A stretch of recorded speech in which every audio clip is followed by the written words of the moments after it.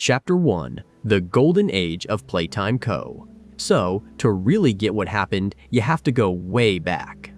I am talking all the way back to the 1930s, a time that feels like a completely different world, right?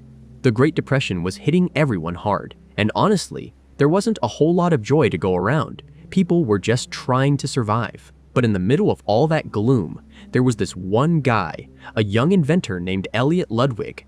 And Elliot, well, he was different. He wasn't just a dreamer. He was one of those brilliant, once-in-a-generation minds who could actually make his dreams real.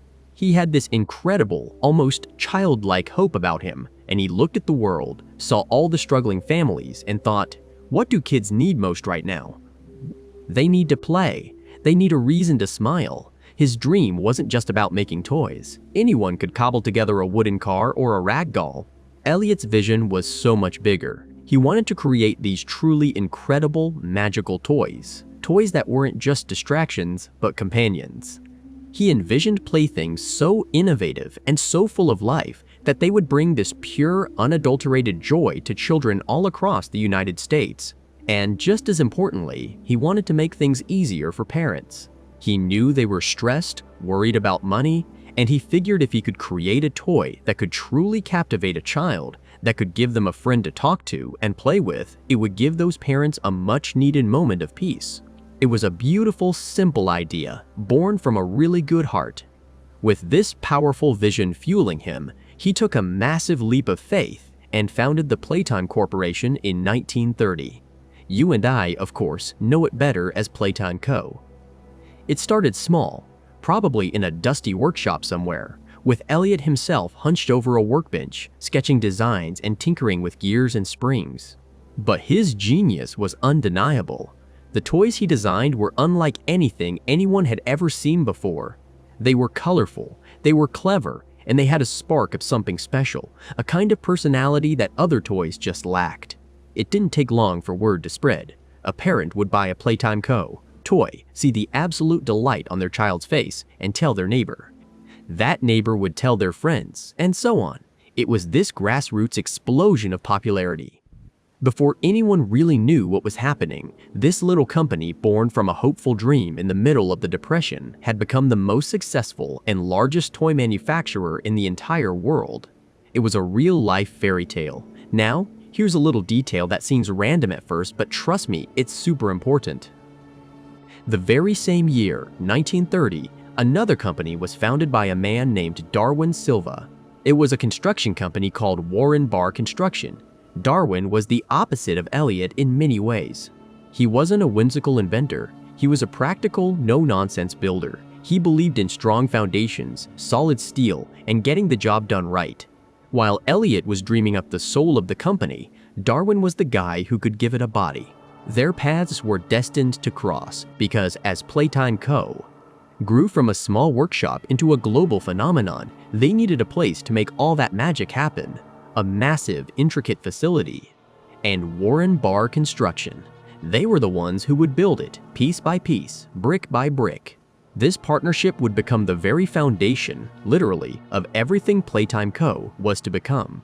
The reason Playtime Co. absolutely took the world by storm was because they were always, and I mean always, ahead of the curve. Elliot Ludwig wasn't content to just repeat what worked. He was obsessed with innovation, with pushing the boundaries of what a toy could be. His company didn't just follow trends, it created them.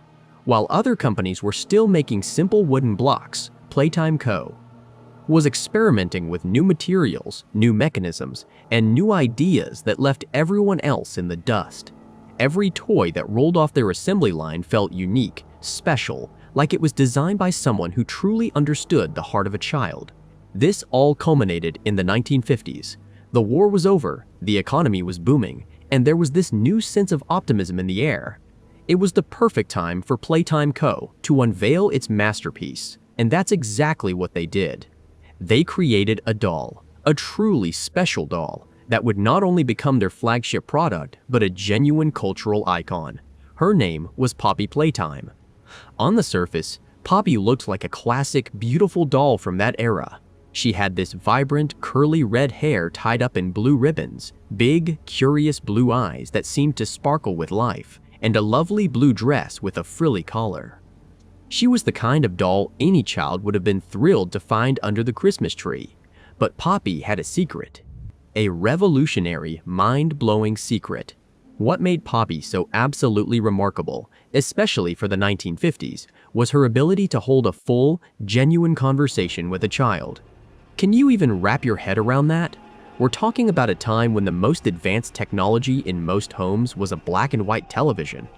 Computers were the size of entire rooms and belonged to the government or massive universities. And here comes Playtime Co., putting a toy on the shelves that could talk back. It wasn't just a pull string with a few pre-recorded phrases like "mama" or "I'm hungry." No, this was different.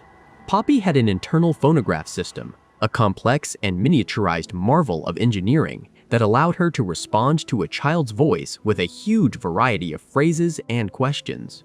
She could ask a child about their day, tell them a short story, sing a little song.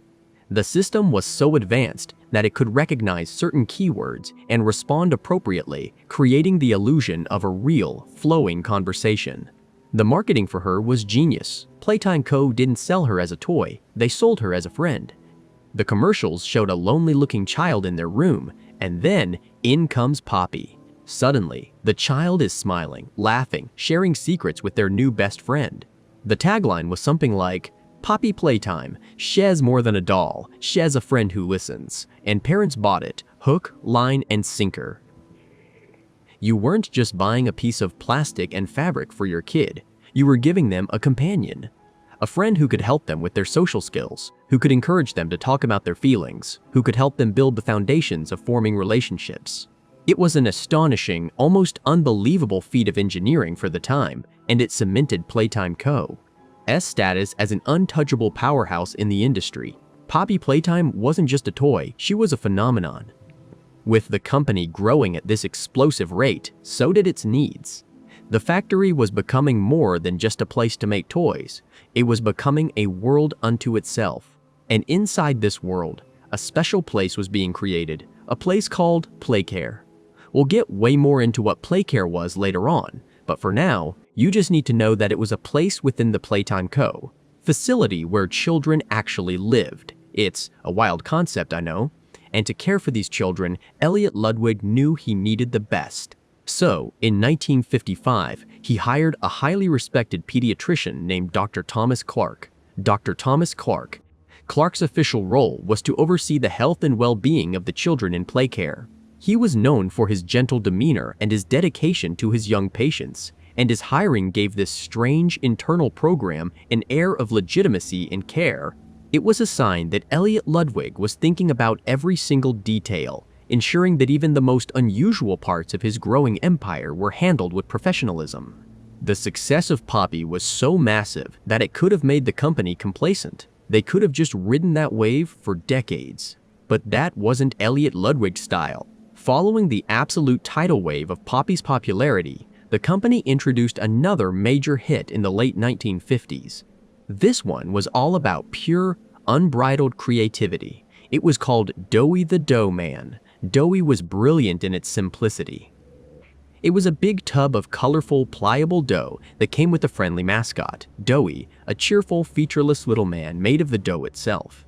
The appeal was instant and universal. You could squish it, roll it, stretch it, and morph it into literally anything your imagination could conjure up. A car, a dinosaur, a flower, a whole family of little dough people. There were no rules, no batteries, no instructions. It was pure, hands-on, creative fun. Doughy the Dough Man was a massive commercial hit, appealing to a completely different kind of play than Poppy. While Poppy nurtured social skills, Doughy nurtured imagination and artistic expression. The toy was so ridiculously popular that Playtime Co. made it a staple of their brand. They would revamp and re-release Doughy every single decade, introducing new colors, new molding tools, and new themed sets. It became a timeless classic, a toy that every generation of kids got to experience, offering them this endless canvas for their creativity. The 1960s rolled around, and this is where things really started to accelerate. The company had a decade of unparalleled success under its belt, with Poppy as its queen and Doughy as its creative prince. The Playtime Co. name was synonymous with quality and innovation. But for Elliot Ludwig, it wasn't enough. He saw the 60s as a critical turning point, a chance to expand his vision even further. He dedicated himself to creating even more special, groundbreaking toys, but he knew he couldn't do it alone anymore. His company had become a corporate giant, and he needed a team of experts to manage its explosive growth. So, he hired two very important, very different employees who would shape the future of the company. The first was a man named Jimmy Roth. Jimmy was brought on as the chief marketing officer, and he was the perfect man for the job. He was charismatic, slick, and had an almost supernatural understanding of what people wanted to buy. He was the one responsible for getting the word out, for crafting the catchy jingles, the memorable slogans, and the heartwarming commercials that made Playtime Co. Toys, the most desired items on every child's birthday list. He was the voice of the company, the one who sold the dream to the public. The second hire was a man named Leith Pierre. Leith was the polar opposite of Jimmy. He was quiet, intense, and deeply analytical. He was appointed as the head of innovation, a very high-ranking and incredibly important position. He was essentially Elliot Ludwig's right-hand man when it came to the actual creation of new technologies. While Elliot was the grand visionary, Leith was the master technician who could figure out how to make those impossible visions a reality. He operated behind the scenes, in the high-tech labs deep within the factory, and his work was shrouded in secrecy. His appointment signaled a shift in the company's focus, from just making clever toys to pioneering truly advanced, almost futuristic technology.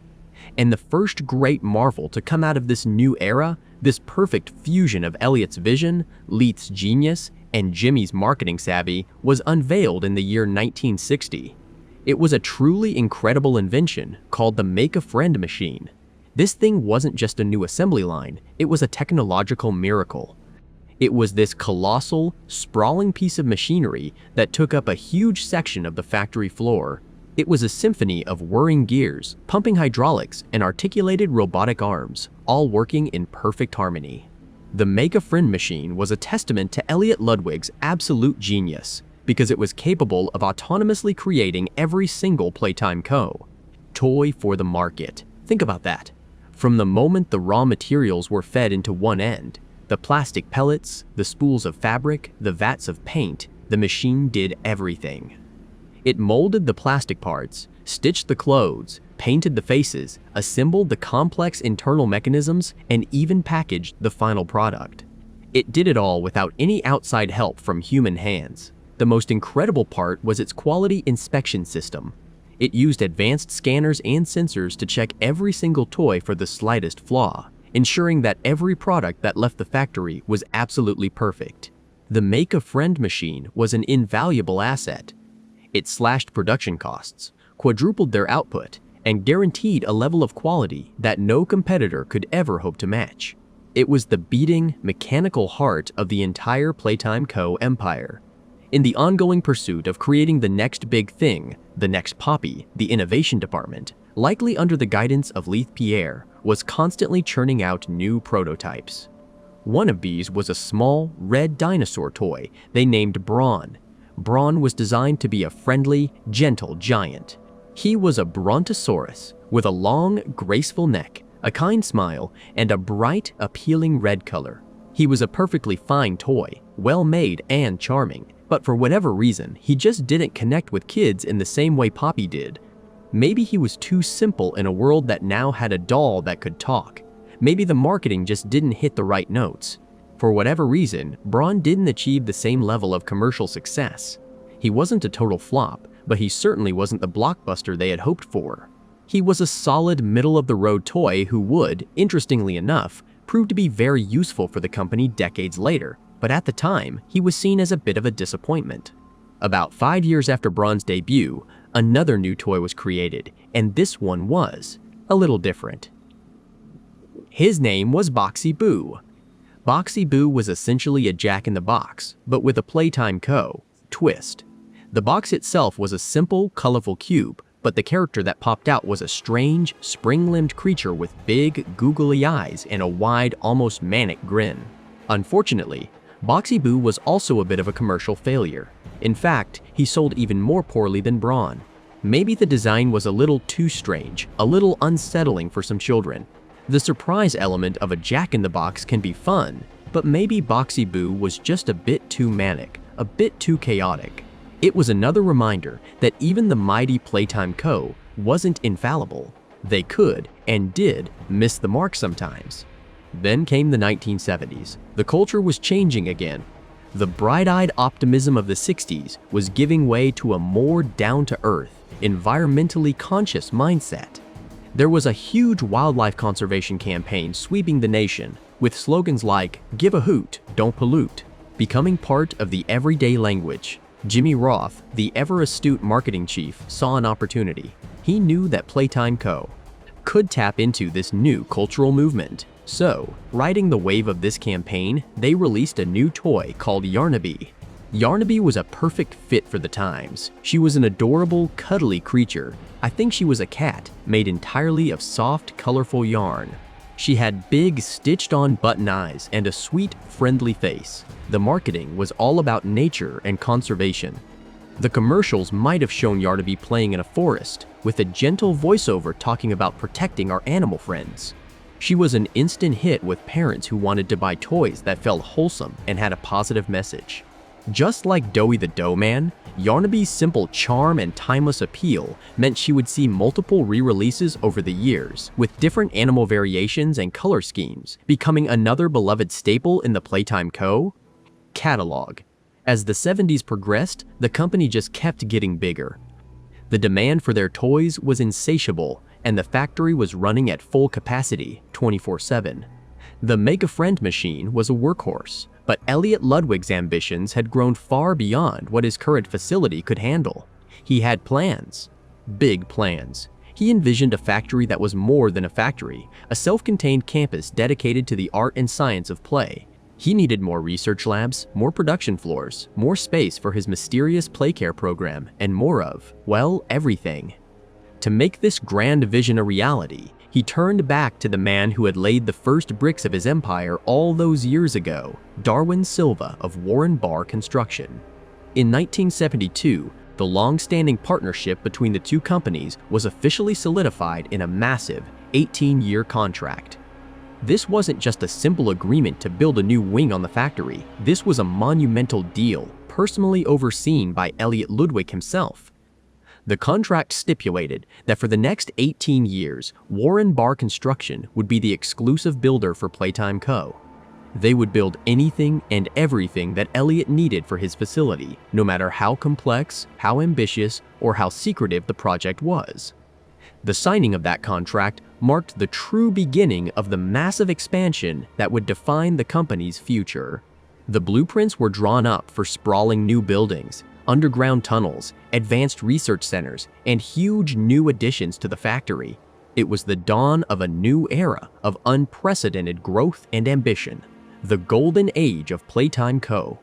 was at its absolute zenith, with Elliot Ludwig, the hopeful young inventor, now sitting atop a global empire of his own creation, ready to build a future that would be bigger, grander, and more magical than anyone could possibly imagine. Chapter 2, Seeds of Darkness. Alright, so we left off with Playtime Co. becoming this huge success, but like any good story, things were about to take a turn, a really dark turn, right around 1976. This was the year they birthed their most ambitious and, frankly, most horrifying project yet, PlayCare. Now, on the surface, PlayCare was presented as this absolutely wonderful, groundbreaking initiative. Elliot Ludwig himself, the visionary founder, put his name on it, declaring it a place where orphans could find a loving home, receive excellent care, and get a top-notch education. It was built deep, and I mean deep, below the main Playtime facility, a sprawling underground complex designed to be a self-sufficient haven for children. Imagine the brochures, the smiling faces, the bright colors, everything designed to evoke a sense of safety and belonging. But you and I know better, right? Because the truth, the secret purpose lurking beneath all that cheerful paint and carefully crafted PR was far more sinister. PlayCare wasn't just an orphanage, it was a housing facility, and those precious, innocent children. They were future test subjects. Can you even wrap your head around that? All the warmth and security was just a thin veil, a meticulously constructed illusion to hide the fact that these kids were being groomed for Playtime's increasingly disturbing experiments. To keep up this elaborate charade, Playtime Co. actually went through the motions of a legitimate adoption process. They'd hold these interviews, between the orphans and potential adopters, and some children, a lucky few, would actually go through a seemingly normal adoption. They'd leave playcare, step out into the sunlight, and hopefully into a genuinely loving family. But then there were the others. The children who weren't adopted, or, even more chillingly, those who showed particularly promising results in what they called the game station trials. These kids were selected for something truly horrific. It was called the Bigger Bodies Initiative. Just the name sends shivers down my spine, doesn't it? It implies a scale, a dehumanization, that's just chilling. These trials weren't just about playing games. They were carefully designed psychological and physical assessments, likely disguised as fun activities to identify children with specific traits, be it intelligence, resilience, or perhaps even a certain malleability. The ones who excelled, or simply those who remained in the system long enough to become overlooked by the outside world, were funneled directly into this unspeakable project. Around this same time, Ludwig also launched another program, one that, again, sounded noble on the surface, the Young Geniuses program. His aim was to scour the world, or at least the most accessible parts of it, for the most intelligent children Playtime could find. These weren't just bright kids, these were prodigies, little Einsteins, children who could tackle and solve seemingly impossible questions, puzzles that stumped even seasoned adults. If a child was accepted into this elite program, they'd receive a personal, handwritten letter from Elliot Ludwig himself. Imagine the pride, the thrill for these young minds, being invited by a titan of industry to create something incredible for the future. It must have felt like a golden ticket to a world of endless possibilities. One of these extraordinary children was a boy named Harley Sawyer. Elliot Ludwig, in his personal notes, wrote quite a bit about Harley. He described him as intensely serious, almost unnervingly so for a child. Harley didn't seem to have many friends, or perhaps he just didn't seek them out, preferring the company of complex equations and challenging problems. But what truly struck Ludwig was Harley's incredible drive, a relentless pursuit of knowledge and creation that Elliot admitted had never seen before in anyone, let alone someone so young. Sawyer, in Ludwig's eyes, was the perfect embodiment of what he sought for the program: raw, unbridled intellect, focused and insatiable. Yet, Ludwig also noted a peculiar quirk. Harley rarely smiled.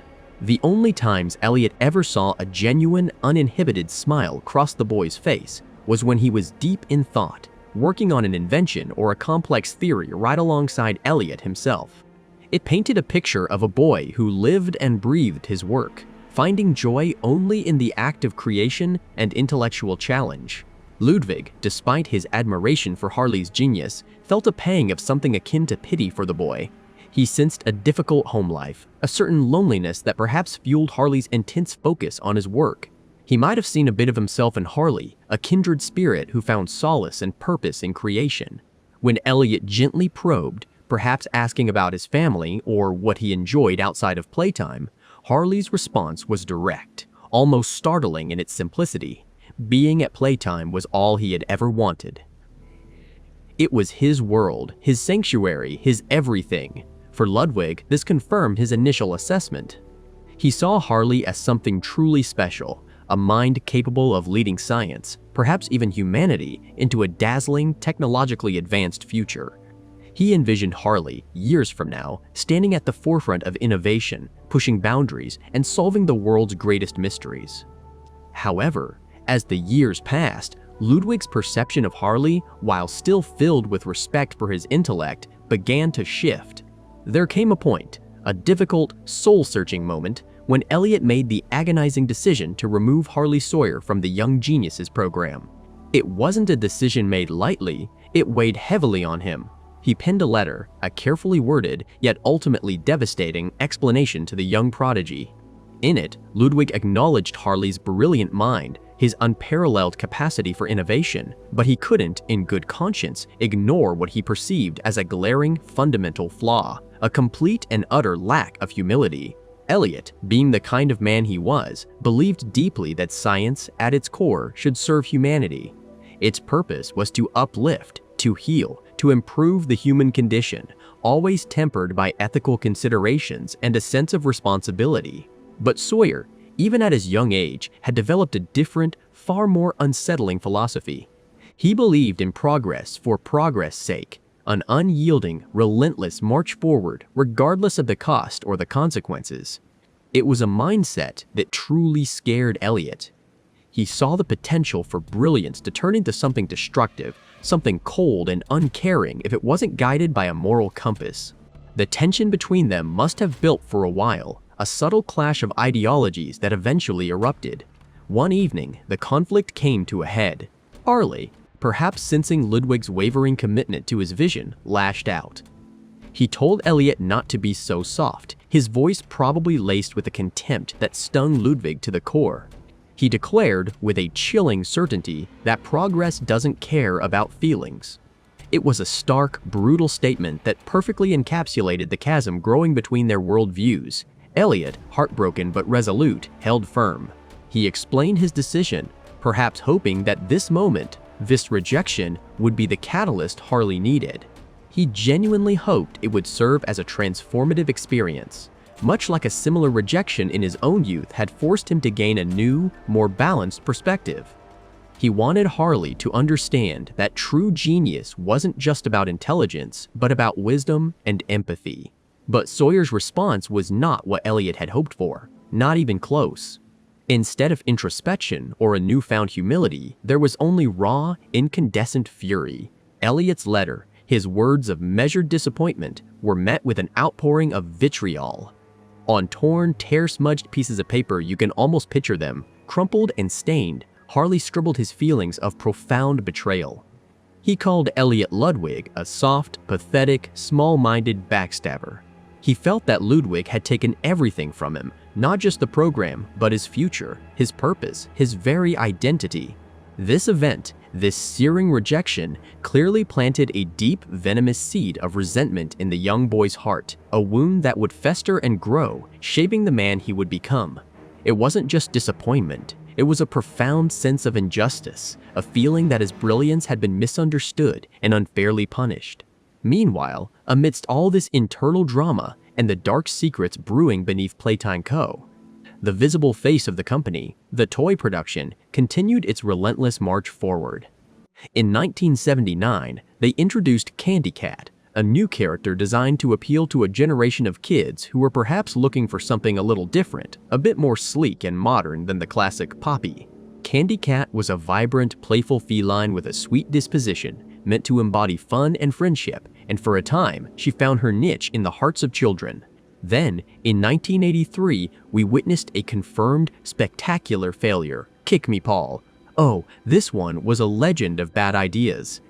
Imagine, if you will, the pitch meeting. Someone, perhaps with a straight face, presented this toy concept. It was literally just a face drawn on an orange, complete with some flimsy stick-like arms and a little felt hat perched precariously on top. The name itself, Kick Me Paul, implied its intended interaction. You were supposed to kick it. Can you even imagine the confused looks, then the slow, dawning horror, and finally, the uncontrollable laughter that must have erupted in that boardroom? It was laughed out of its presentation, a complete and utter disaster. Poor Jimmy Roth, the marketing chief, desperately tried to salvage it, arguing that a simple name change, perhaps Friendly Paul or Paul the Pal, could turn its fortunes around. But it was too late. The toy was universally rejected, deemed unsalvageable, and unceremoniously sent to what was ominously known as the rejection room, a graveyard for Playtime's most ill-conceived ideas. It was a stark reminder that even a company as successful as Playtime Co. could stumble and sometimes fall flat on its face. But then, just a year later, 34 years after Poppy Playtime first graced toy shelves, in 1984 came the company's second, truly massive success, Huggy Wuggy. This toy, with its impossibly long, bendable arms and its wide, welcoming smile, was an instant sensation. Huggy Wuggy was designed with a singular, beautiful purpose: to give children the biggest, warmest, most comforting hugs imaginable. His soft, blue fur and friendly demeanor made him an immediate favorite, and he quickly became a signature mascot for Playtime Co., standing proudly alongside the venerable Poppy. Children everywhere adored him, clinging to his soft form, and parents appreciated the simple, loving message he embodied. He was everywhere, on TV, in stores, a beloved icon of childhood joy. A year after Huggy's meteoric rise in 1985, Playtime Co. released his female counterpart, Kissy Missy. She shared Huggy's signature long arms and friendly smile, but sported a vibrant pink color. While she was a charming addition to the Playtime family, her sales success, surprisingly, remains somewhat unknown in the company records. Perhaps she didn't quite capture the same zeitgeist as Huggy, or maybe the market was already saturated with the blue behemoth's popularity. She was certainly beloved by many, but never quite reached the same level of iconic status as her male counterpart. As the 80s drew to a close, Playtime Co. continued to innovate, introducing the Swapamals line. These toys were designed to be a playful mix of two different animals, creating whimsical hybrid creatures. We saw characters like Catbee, a delightful fusion of a feline and a buzzing insect, and PJ Pug, a pillar, a long, segmented pug that combined the loyalty of a dog with the multi-legged charm of a caterpillar. The concept was fresh and imaginative, and the Swapamals sold well, finding their own dedicated fan base. Kids loved the quirky combinations and the novelty of these unique creatures. However, despite their popularity and clever design, they simply couldn't match the universal, enduring appeal and sheer sales volume of the company's titans, POPY Playtime and Huggy Wuggy. They were successful, certainly, but they never quite achieved that stratospheric level of iconic status that defined Playtime's true masterpieces. The company was still a powerhouse, but beneath the surface of smiling toys and happy children, those seeds of darkness sown with playcare and the betrayal of Harley Sawyer were quietly beginning to take root, promising a much more troubled future. Chapter 2: Seeds of Darkness. Alright, so we left off with Playtime Co. becoming this huge success, but like any good story, things were about to take a turn, a really dark turn, right around 1976. This was the year they birthed their most ambitious and, frankly, most horrifying project yet, Playcare. Now, on the surface, Playcare was presented as this absolutely wonderful, groundbreaking initiative. Elliot Ludwig himself, the visionary founder, put his name on it, declaring it a place where orphans could find a loving home, receive excellent care, and get a top-notch education. It was built deep, and I mean deep, below the main Playtime facility, a sprawling underground complex designed to be a self-sufficient haven for children. Imagine the brochures, the smiling faces, the bright colors, everything designed to evoke a sense of safety and belonging. The marketing materials likely showcased pristine, colorful dormitories, bustling playrooms filled with the latest Playtime toys, and dedicated, smiling caregivers overseeing every aspect of the children's lives. It was pitched as a utopian environment, a place where unfortunate circumstances were replaced with boundless opportunity and affection. But you and I know better, right? Because the truth, the secret purpose lurking beneath all that cheerful paint and carefully crafted PR was far more sinister. Playcare wasn't just an orphanage, it was a housing facility. And those precious, innocent children, they were future test subjects. Can you even wrap your head around that? All the warmth and security was just a thin veil, a meticulously constructed illusion to hide the fact that these kids were being groomed for Playtime's increasingly disturbing experiments.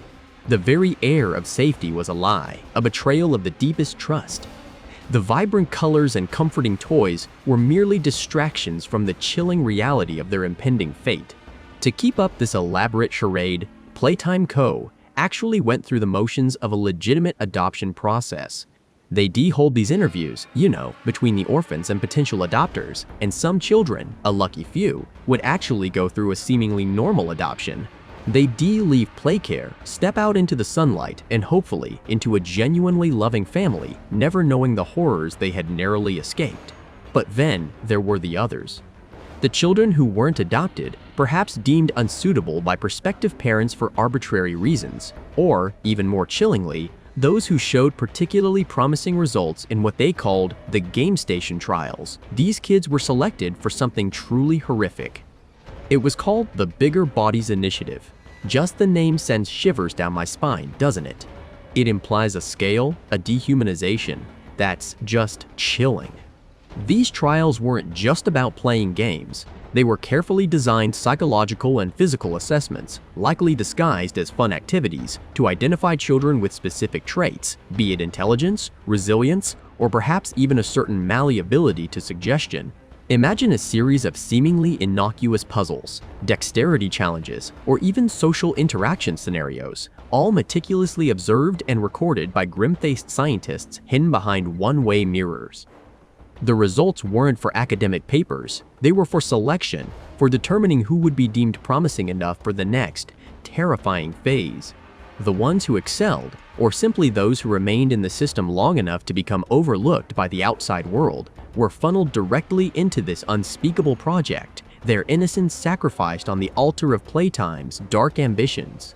Around this same time, Ludwig also launched another program, one that, again, sounded noble on the surface, the Young Geniuses program. His aim was to scour the world, or at least the most accessible parts of it, for the most intelligent children Playtime could find. These weren't just bright kids. These were prodigies, little Einsteins, children who could tackle and solve seemingly impossible questions, puzzles that stumped even seasoned adults. Think of complex mathematical theorems, advanced engineering problems, or abstract philosophical quandaries presented as engaging challenges. If a child was accepted into this elite program, they'd receive a personal, handwritten letter from Elliot Ludwig himself. Imagine the pride, the thrill for these young minds being invited by a titan of industry to create something incredible for the future. It must have felt like a golden ticket to a world of endless possibilities, a validation of their extraordinary intellect, a chance to be part of something truly revolutionary. One of these extraordinary children was a boy named Harley Sawyer. Elliot Ludwig, in his personal notes, wrote quite a bit about Harley. He described him as intensely serious, almost unnervingly so for a child. Harley didn't seem to have many friends, or perhaps he just didn't seek them out, preferring the company of complex equations and challenging problems to the typical childhood games. He was an observer, an analyst, his mind constantly whirring. But what truly struck Ludwig was Harley's incredible drive, a relentless pursuit of knowledge and creation that Elliot admitted had never seen before in anyone, let alone someone so young. It wasn't just intelligence, it was a burning passion, an insatiable hunger to understand and to build. Sawyer, in Ludwig's eyes, was the perfect embodiment of what he sought for the program: raw, unbridled intellect, focused and insatiable. Yet, Ludwig also noted a peculiar quirk. Harley rarely smiled. The only times Elliot ever saw a genuine, uninhibited smile cross the boy's face was when he was deep in thought, working on an invention or a complex theory right alongside Elliot himself. It painted a picture of a boy who lived and breathed his work, finding joy only in the act of creation and intellectual challenge, a solitary genius in the making. Ludwig, despite his admiration for Harley's genius, felt a pang of something akin to pity for the boy. He sensed a difficult home life, a certain loneliness that perhaps fueled Harley's intense focus on his work. He might have seen a bit of himself in Harley, a kindred spirit who found solace and purpose in creation, having perhaps experienced similar isolation in his own youth. When Elliot gently probed, perhaps asking about his family or what he enjoyed outside of playtime, Harley's response was direct, almost startling in its simplicity. Being at playtime was all he had ever wanted. It was his world, his sanctuary, his everything. The sterile, yet intellectually stimulating environment of Playtime Co. was more home to him than any actual house. For Ludwig, this confirmed his initial assessment. He saw Harley as something truly special, a mind capable of leading science, perhaps even humanity, into a dazzling, technologically advanced future. He envisioned Harley, years from now, standing at the forefront of innovation, pushing boundaries, and solving the world's greatest mysteries, a true inheritor of his own legacy. However, as the years passed, Ludwig's perception of Harley, while still filled with respect for his intellect, began to shift. There came a point, a difficult, soul-searching moment, when Elliot made the agonizing decision to remove Harley Sawyer from the Young Geniuses program. It wasn't a decision made lightly. It weighed heavily on him, causing him sleepless nights. He penned a letter, a carefully worded, yet ultimately devastating explanation to the young prodigy. In it, Ludwig acknowledged Harley's brilliant mind, his unparalleled capacity for innovation, his potential to reshape the world. But he couldn't, in good conscience, ignore what he perceived as a glaring, fundamental flaw, a complete and utter lack of humility. It wasn't just arrogance, it was an inability to see beyond his own intellectual superiority, a disregard for the broader implications of his work. Elliot, being the kind of man he was, believed deeply that science, at its core, should serve humanity. Its purpose was to uplift, to heal, to improve the human condition, always tempered by ethical considerations and a sense of responsibility. He saw himself as a benevolent innovator, driven by a desire to bring joy and progress to the world. But Sawyer, even at his young age, had developed a different, far more unsettling philosophy. He believed in progress for progress' sake, an unyielding, relentless march forward regardless of the cost or the consequences. He saw human emotion, ethical boundaries, and even societal well-being as mere obstacles to be overcome in the pursuit of pure scientific advancement. It was a mindset that truly scared Elliot. He saw the potential for brilliance to turn into something destructive, something cold and uncaring if it wasn't guided by a moral compass. He envisioned a future where Harley's genius, unchecked by empathy, could lead to unforeseen and catastrophic outcomes. The tension between them must have built for a while, a subtle clash of ideologies that eventually erupted. It wasn't a quiet disagreement, it was a full-blown confrontation. One evening, the conflict came to a head. Harley, perhaps sensing Ludwig's wavering commitment to his vision, or perhaps just frustrated by what he saw as Elliot's sentimental weakness, lashed out. He told Elliot not to be so soft, his voice probably laced with a contempt that stung Ludwig to the core. He declared, with a chilling certainty, that progress doesn't care about feelings. It was a stark, brutal statement that perfectly encapsulated the chasm growing between their worldviews. Elliot, heartbroken but resolute, held firm. He explained his decision, perhaps hoping that this moment, this rejection, would be the catalyst Harley needed. He genuinely hoped it would serve as a transformative experience, much like a similar rejection in his own youth had forced him to gain a new, more balanced perspective. He wanted Harley to understand that true genius wasn't just about intelligence, but about wisdom and empathy, about understanding the profound impact of one's creations on the world. But Sawyer's response was not what Elliot had hoped for, not even close. Instead of introspection or a newfound humility, there was only raw, incandescent fury, a sense of profound injustice that eclipsed any capacity for self-reflection. Elliot's letter, his words of measured disappointment, were met with an outpouring of vitriol. On torn, tear-smudged pieces of paper, you can almost picture them, crumpled and stained, thrown across a room in a fit of rage. Harley scribbled his feelings of profound betrayal. He called Elliot Ludwig a soft, pathetic, small-minded backstabber. The words were venomous, born of deep hurt and a feeling of utter abandonment. He felt that Ludwig had taken everything from him, not just the program, but his future, his purpose, his very identity.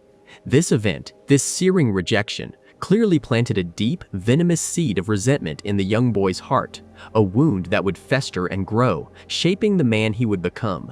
It wasn't just disappointment, it was a profound sense of injustice, a feeling that his brilliance had been misunderstood and unfairly punished by someone he had once admired.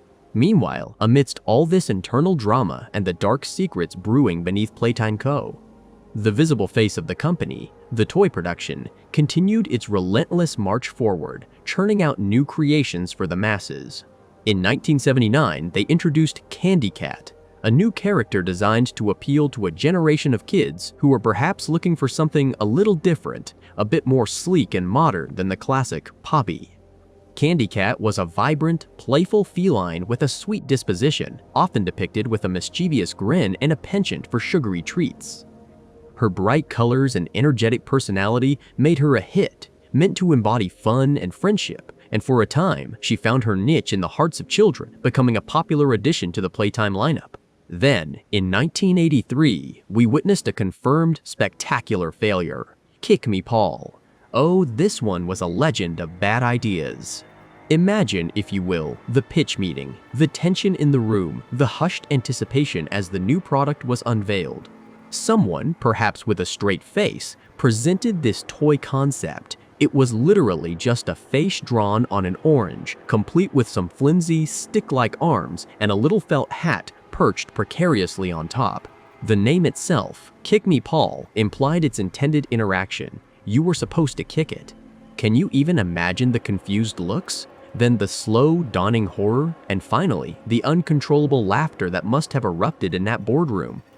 The executives, who usually maintained a stoic demeanor, were reportedly in stitches, tears streaming down their faces. It was laughed out of its presentation, a complete and utter disaster. Poor Jimmy Roth, the marketing chief, desperately tried to salvage it, his face probably red with embarrassment and frustration. He argued, with a dwindling shred of hope, that a simple name change, perhaps Friendly Paul or Paul the Paul, anything but Kick Me, Paul could turn its fortunes around, soften its image, and make it appealing. But it was too late. The toy was universally rejected, deemed unsalvageable, a marketing nightmare, and unceremoniously sent to what was ominously known as the rejection room, a graveyard for Playtime's most ill-conceived ideas. It was a stark reminder that even a company as successful as Playtime Co. could stumble and sometimes fall flat on its face in spectacular fashion. But then, just a year later, 34 years after Poppy Playtime first graced toy shelves in 1984, came the company's second truly massive success, Huggy Wuggy. This toy, with its impossibly long, bendable arms and its wide, welcoming smile, was an instant sensation, a global phenomenon. Huggy Wuggy was designed with a singular, beautiful purpose: to give children the biggest, warmest, most comforting hugs imaginable. His soft, plush, blue fur and friendly, almost goofy demeanor made him an immediate favorite, a perfect cuddle buddy. He quickly became a signature mascot for Playtime Co., standing proudly alongside the venerable Poppy, a symbol of the company's return to its roots of spreading joy. Children everywhere adored him, clinging to his soft form, burying their faces in his fur, and parents appreciated the simple, loving message he embodied.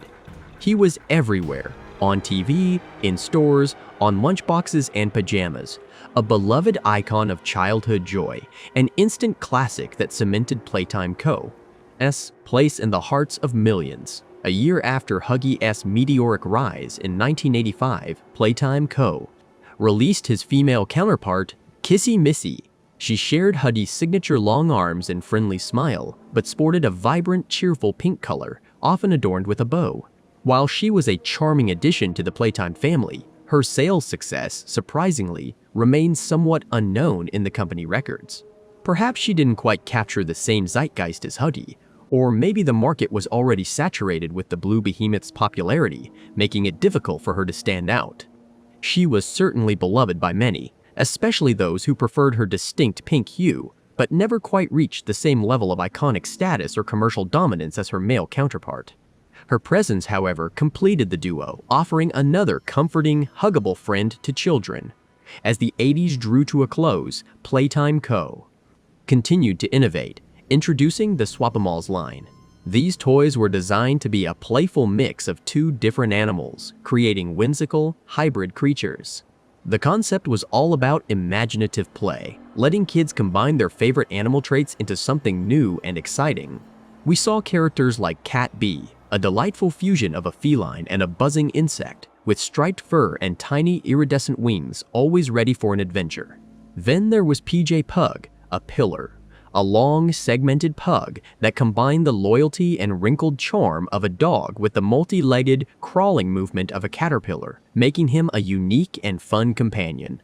The concept was fresh and imaginative, encouraging creativity and storytelling, and the Swap-A-Malls sold well, finding their own dedicated fan base who appreciated their quirky designs.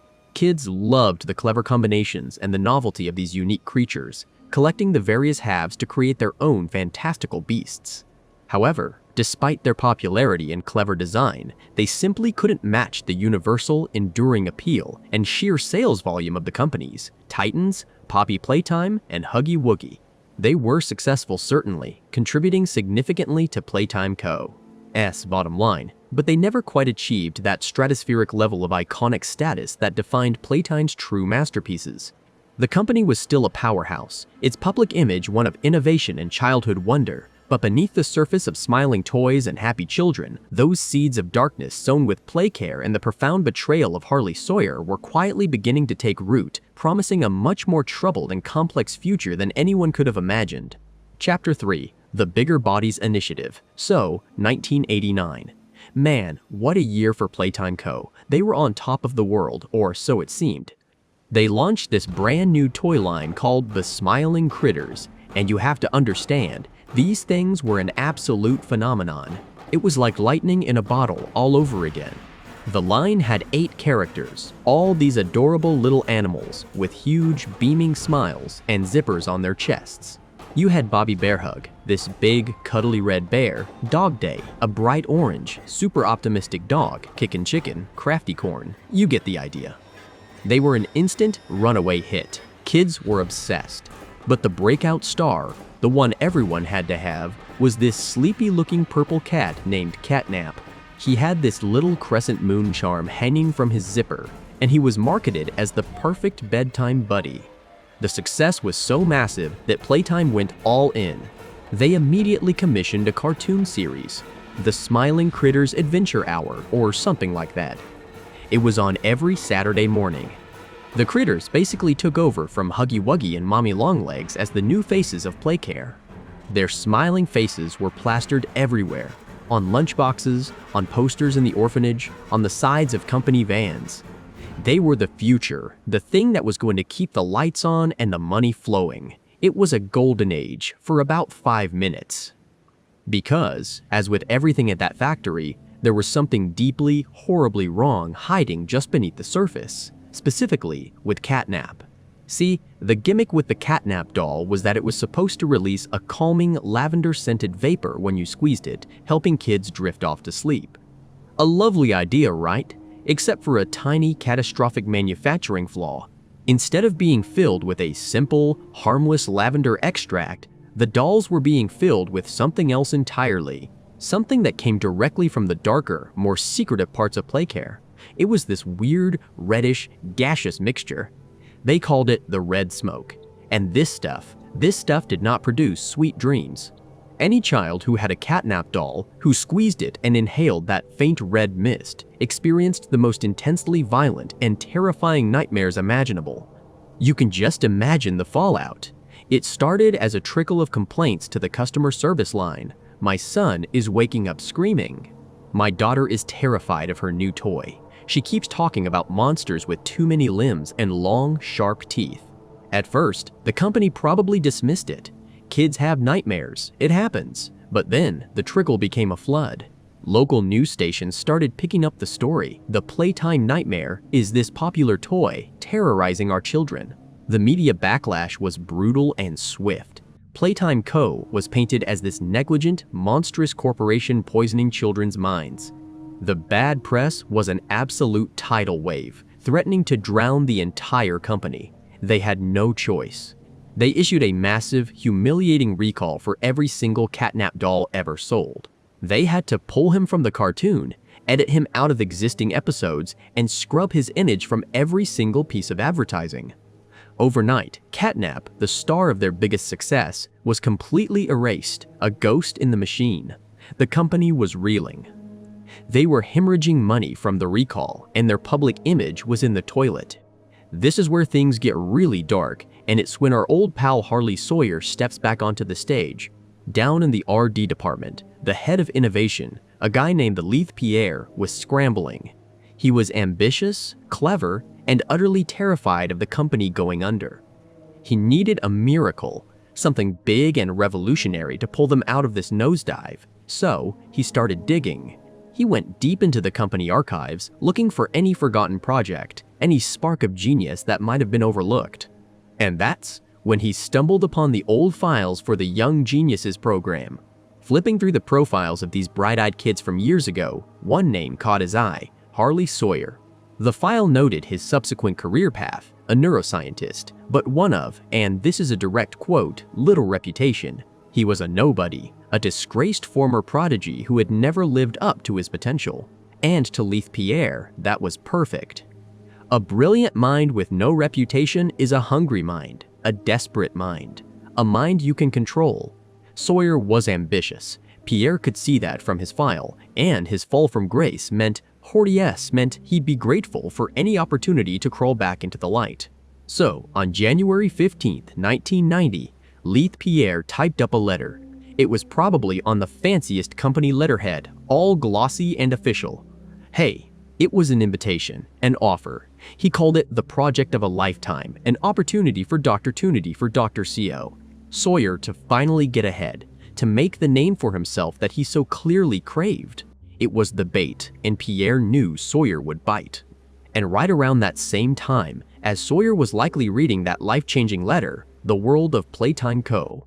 was rocked by another, even more horrifying event. In early 1990, police were called to the lavish estate of the founder, the man himself, Elliot Ludwig. What they found inside was a scene of pure butchery. Elliot Ludwig was dead, but he wasn't alone. Lying near him was the eviscerated body of a young child. The details were so gruesome they were barely reported. Ludwig, the beloved toy maker, the kindly philanthropist who started an orphanage, was dead, and his reputation was instantly and irrevocably destroyed. His legacy was no longer one of joy and innovation. It was a dark, bloody stain. The case was never officially solved, but the whispers, the rumors that swirled around the factory floors and in the boardrooms, they all pointed in one direction. A vengeful, brilliant neuroscientist recently brought back into the fold who had a very old, very deep score to settle. Nobody could prove it, but everyone knew Harley Sawyer was back and he made his presence felt. With Ludwig gone and the old guard in disarray, things at the company changed fast. That same year, the long-standing contract with Warren Barr Construction, the firm that had built every part of the factory, was renewed. But this time, there was a new, very specific clause added to the fine print.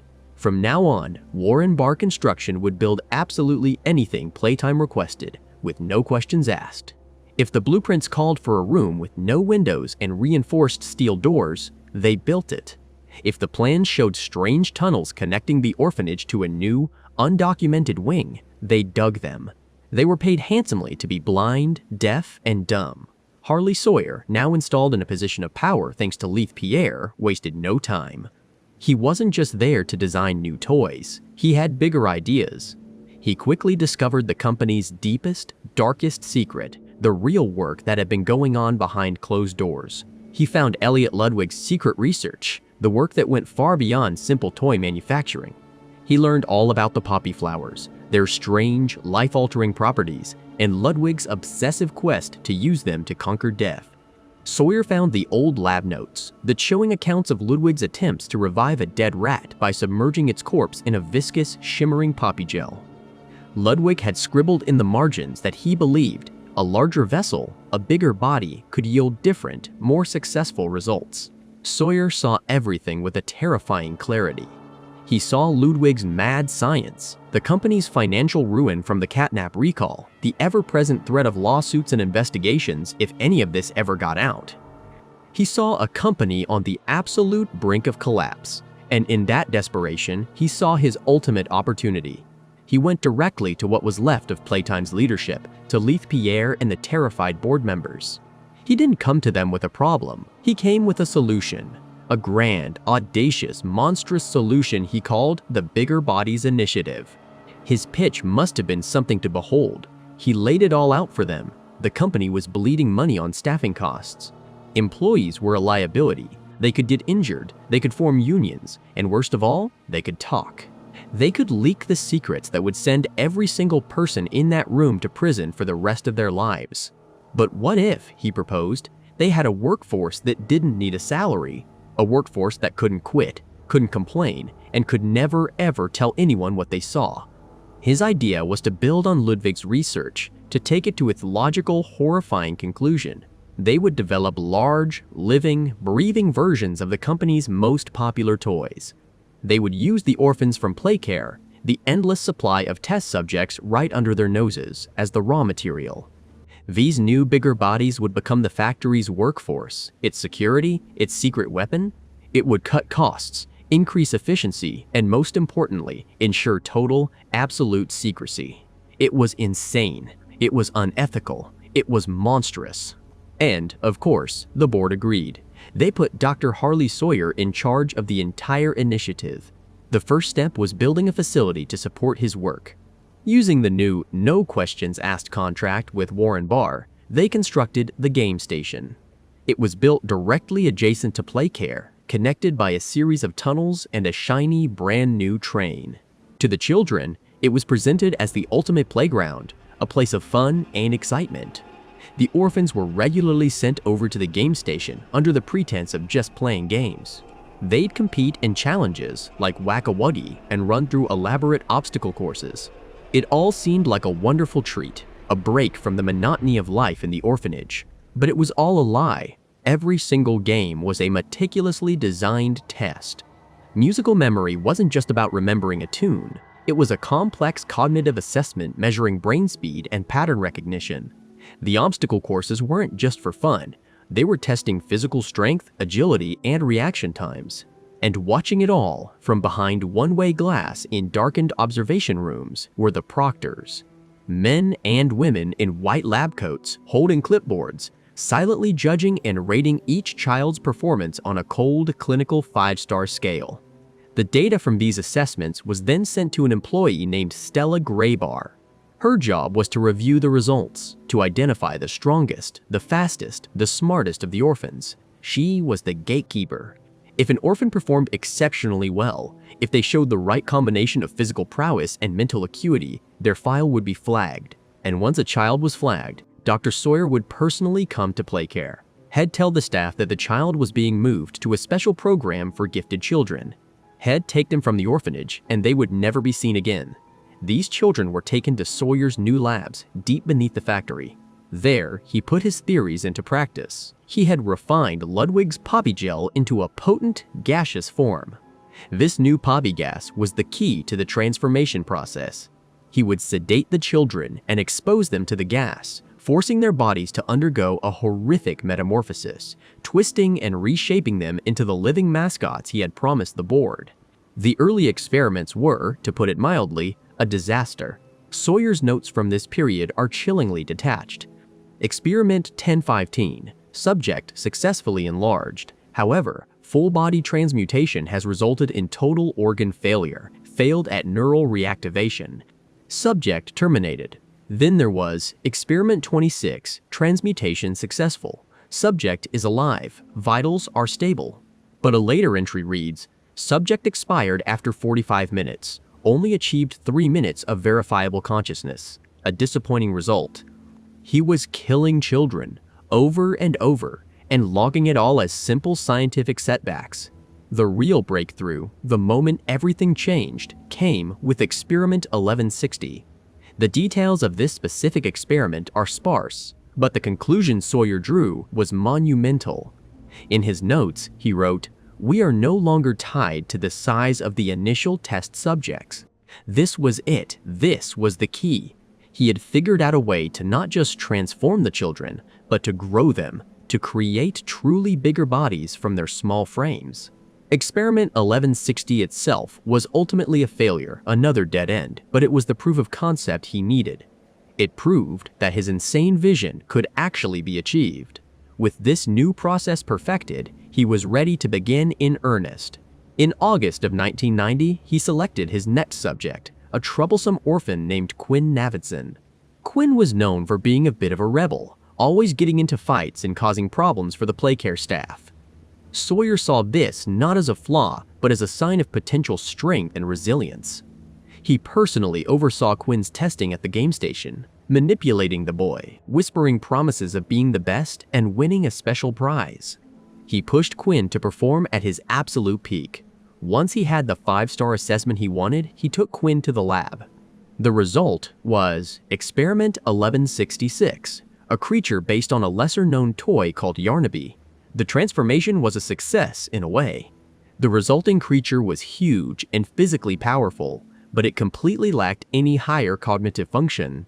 It was little more than an animal. Still, Sawyer noted that it displayed a strange, almost instinctual loyalty. It was a trait he believed he could twist and exploit for his own purposes. A loyal, powerful beast was a useful tool. A few months later, in November of that same year, an incident occurred in Playcare that would give Sawyer his most infamous creation. There was a quiet, 7-year-old orphan named Theodore Gramble. The staff noted that he was withdrawn and often spoke to an imaginary friend. But this friend wasn't imaginary at all. It was real. Theodore had somehow made contact with the very first successful experiment, the creature locked away deep within the factory, Experiment 1006, the prototype. The prototype, intelligent and manipulative, saw the lonely little boy as a pawn. It convinced Theodore that it could help him escape the orphanage. It guided him, whispering instructions, telling him how to get one of the maintenance workers' grad packs. It then directed him to a specific maintenance door, telling him to use the grad pack's hands to connect 2 electrical nodes above the door, promising it would unlock it. Theodore, trusting his friend, did exactly as he was told. The moment the connection was made, a massive surge of electricity coursed through the metal arms of the grab pack and directly into the small boy's body. He was horribly electrocuted, left twitching, and severely injured on the floor. The staff found him just in time to save his life, but the damage was done. When Dr. Sawyer heard about the incident, he didn't see a tragic accident. He saw a golden opportunity. Here was a subject, already injured and traumatized, that no one would miss. He had Theodore moved immediately to his private lab, and there, using the poor broken boy, he created Experiment 1188. He took the form of the disgraced, recalled toy, Catnap, and twisted it into a monstrous new reality. Theodore Gramble was gone, and in his place was a towering, skeletal, purple creature with empty black eyes and the ability to excrete the very same red smoke that had ruined the toy's reputation. This new, monstrous catnap was then repurposed. Sawyer, in a stroke of pure, cynical genius, presented him as a solution to the children's sleep problems in Playcare. He was brought into the orphanage as a protector, a guardian who would watch over the children as they slept. At night, Catnap would stalk the halls of the dormitories, releasing his red smoke. The gas would put the children into a deep, drugged sleep, preventing nightmares and ensuring they never woke up. This, of course, also made it incredibly easy for Sawyer and his staff to enter the dorms in the middle of the night and take away the next high-performing orphan for their experiments, without any of the other children noticing or causing a panic. But something else happened with Catnap. The transformation, combined with his pre-existing connection, forged an unbreakable bond between him and the prototype. Catnap developed a deep, fanatical, almost puppy-like loyalty to Experiment 1006. He saw the prototype not as a friend, but as a god. This disturbing relationship did not go unnoticed. Leith Pierre, the man who had brought Sawyer back into the fold, became deeply concerned. He saw that Sawyer had created a powerful new monster, but that monster wasn't loyal to Playtime Co. It was loyal to the prototype. He feared the influence this older, more intelligent experiment had over their new creation, realizing that in solving one set of problems, they may have just created a much, much bigger one. A new power was rising in the dark, and it was a power they did not control. Chapter 4, The Hour of Joy. So, with the Bigger Bodies initiative basically given a blank check and a green light, things at Playtime Co. got exponentially weirder and, 100 times more terrifying. They weren't just making one-off prototypes anymore. They were building an army of these things, each with a specific, twisted purpose. It was like they were building a whole new society within the factory walls, a society of living, breathing, monstrous toys. First up, you had the big guy himself, Experiment 1170. You know him better as Huggy Wuggy. They took some poor, unnamed orphan, someone the world had already forgotten, and stretched him into this towering blue-furred creature. And his job, factory security. Can you even imagine that? Forget a guy with a flashlight and a walkie-talkie. Your security is a 12-foot-tall monster with needle-like teeth, silently patrolling the cavernous hallways. Employees would tell stories, hushed whispers in the break room, about catching a glimpse of this massive blue shape rounding a corner at the far end of a corridor, or the unsettling feeling of being watched from the darkened catwalks above. He never made a sound, which was the worst part. He was just there. A constant, smiling, furry reminder that you were always being monitored and that stepping out of line had very, very big consequences. He was the embodiment of the company's silent, oppressive control. Then there was Experiment 122, the one they called Mommy Longlegs. Her role was, if you can believe it, even more psychologically messed up. On the surface, she was the cheerful, elastic host of the game station. Her whole purpose was to be the caretaker for the orphans who were brought into the factory, guiding them through the various games and trials. She was designed to be maternal, playful, and encouraging, but think about what that really meant. She was the friendly face of their own personal nightmare. She had praised them for their success in these twisted tests, all while knowing that success just pushed them one step closer to being strapped to a table in a lab. She was the candy-coated warden of a children's prison, a spider spinning a web of fun and games to trap the flies. She was the ultimate betrayal of a child's trust, a mother figure who was actually leading her children to the slaughter. The psychological toll that must have taken on the kids and on whatever was left of the woman inside that pink, noodle-limbed monstrosity is just unimaginable. And if Huggy was the silent sentinel and Mommy was the twisted mother, then Boxy Boo was the company's executioner. Simple as that. His job was grim, direct, and brutally efficient. Get rid of anyone who learned too much. We're talking lower-level employees, janitors, technicians, anyone who stumbled upon a restricted file, overheard a conversation they shouldn't have, or saw something they couldn't unsee. If you became a liability, a potential leak, Boxy Boo was tasked with making you disappear, permanently. He was a jack-in-the-box from hell, all springs and teeth and jagged edges. Head lurk in the shadows, in maintenance tunnels, in forgotten storage closets, waiting. 1 minute, an employee is walking down a hallway, worrying about their mortgage. The next, a flash of red and green, a horrifying clatter of wooden blocks and gnashing teeth, and then silence. No witnesses, no evidence, just another employee who resigned without notice. Boxy Boo was the bloody, sharpened instrument that kept the company's darkest secrets buried deep within its concrete walls. Of course, the whole operation depended on extreme compartmentalization. Most of the employees had no idea they were working alongside living monsters. They just knew their jobs, kept their heads down, and collected their paychecks. But you can't keep secrets that big forever. Cracks started to show. Little moments of pure, undiluted terror started bleeding through into the mundane, everyday life of the factory. Take this one guy, an employee named Marcus Brickley.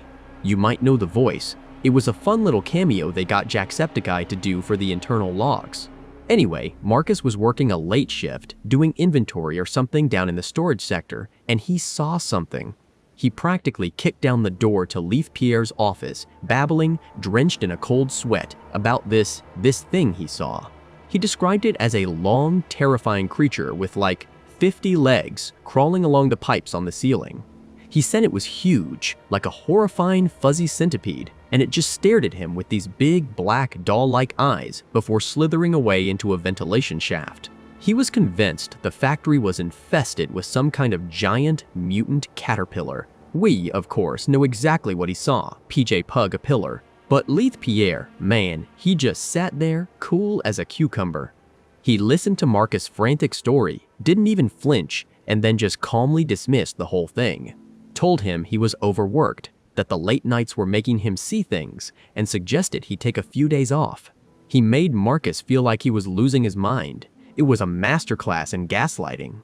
Pierre knew exactly what PJ was, but his job was to maintain the veil, to keep the rank-and-file workers blissfully ignorant of the horrors slinking around just out of sight.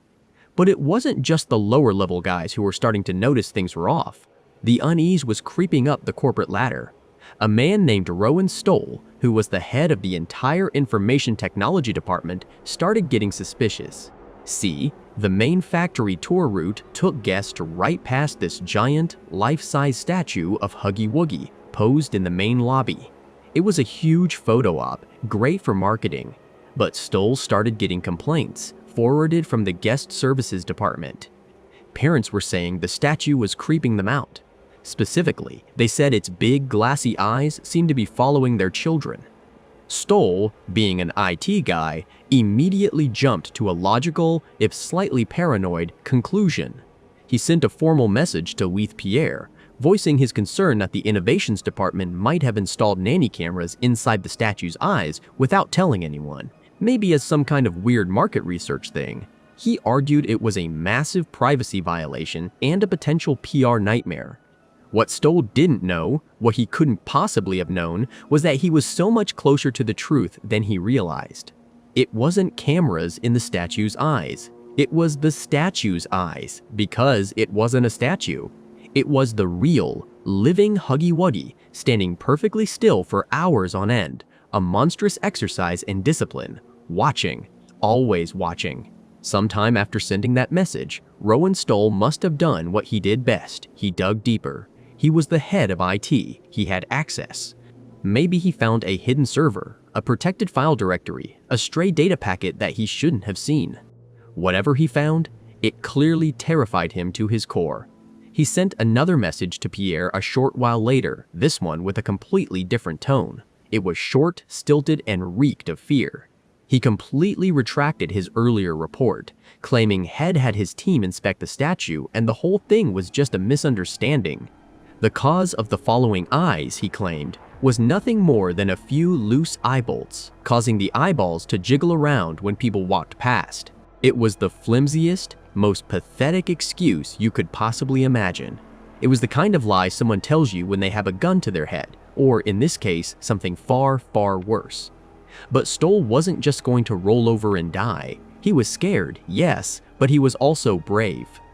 He left behind one final, desperate note, a digital last will and testament. In it, he laid everything bare. He wrote that he knew he was going to be killed. Ever since he sent that first email about the statue, his life had become a living hell. He was being systematically targeted, had been written up for a series of ridiculous, trumped-up disciplinary measures, showing up 2 minutes late, filing a report in the wrong format, all designed to build a paper trail to justify his eventual termination, or worse. The threats escalated. Just 4 days before he wrote the note, Head left work and his car started handling strangely on the freeway. He pulled over just in time to find that someone had deliberately loosened the lug nuts on his front wheels. They had tried to kill him and make it look like an accident. He knew what had stumbled upon.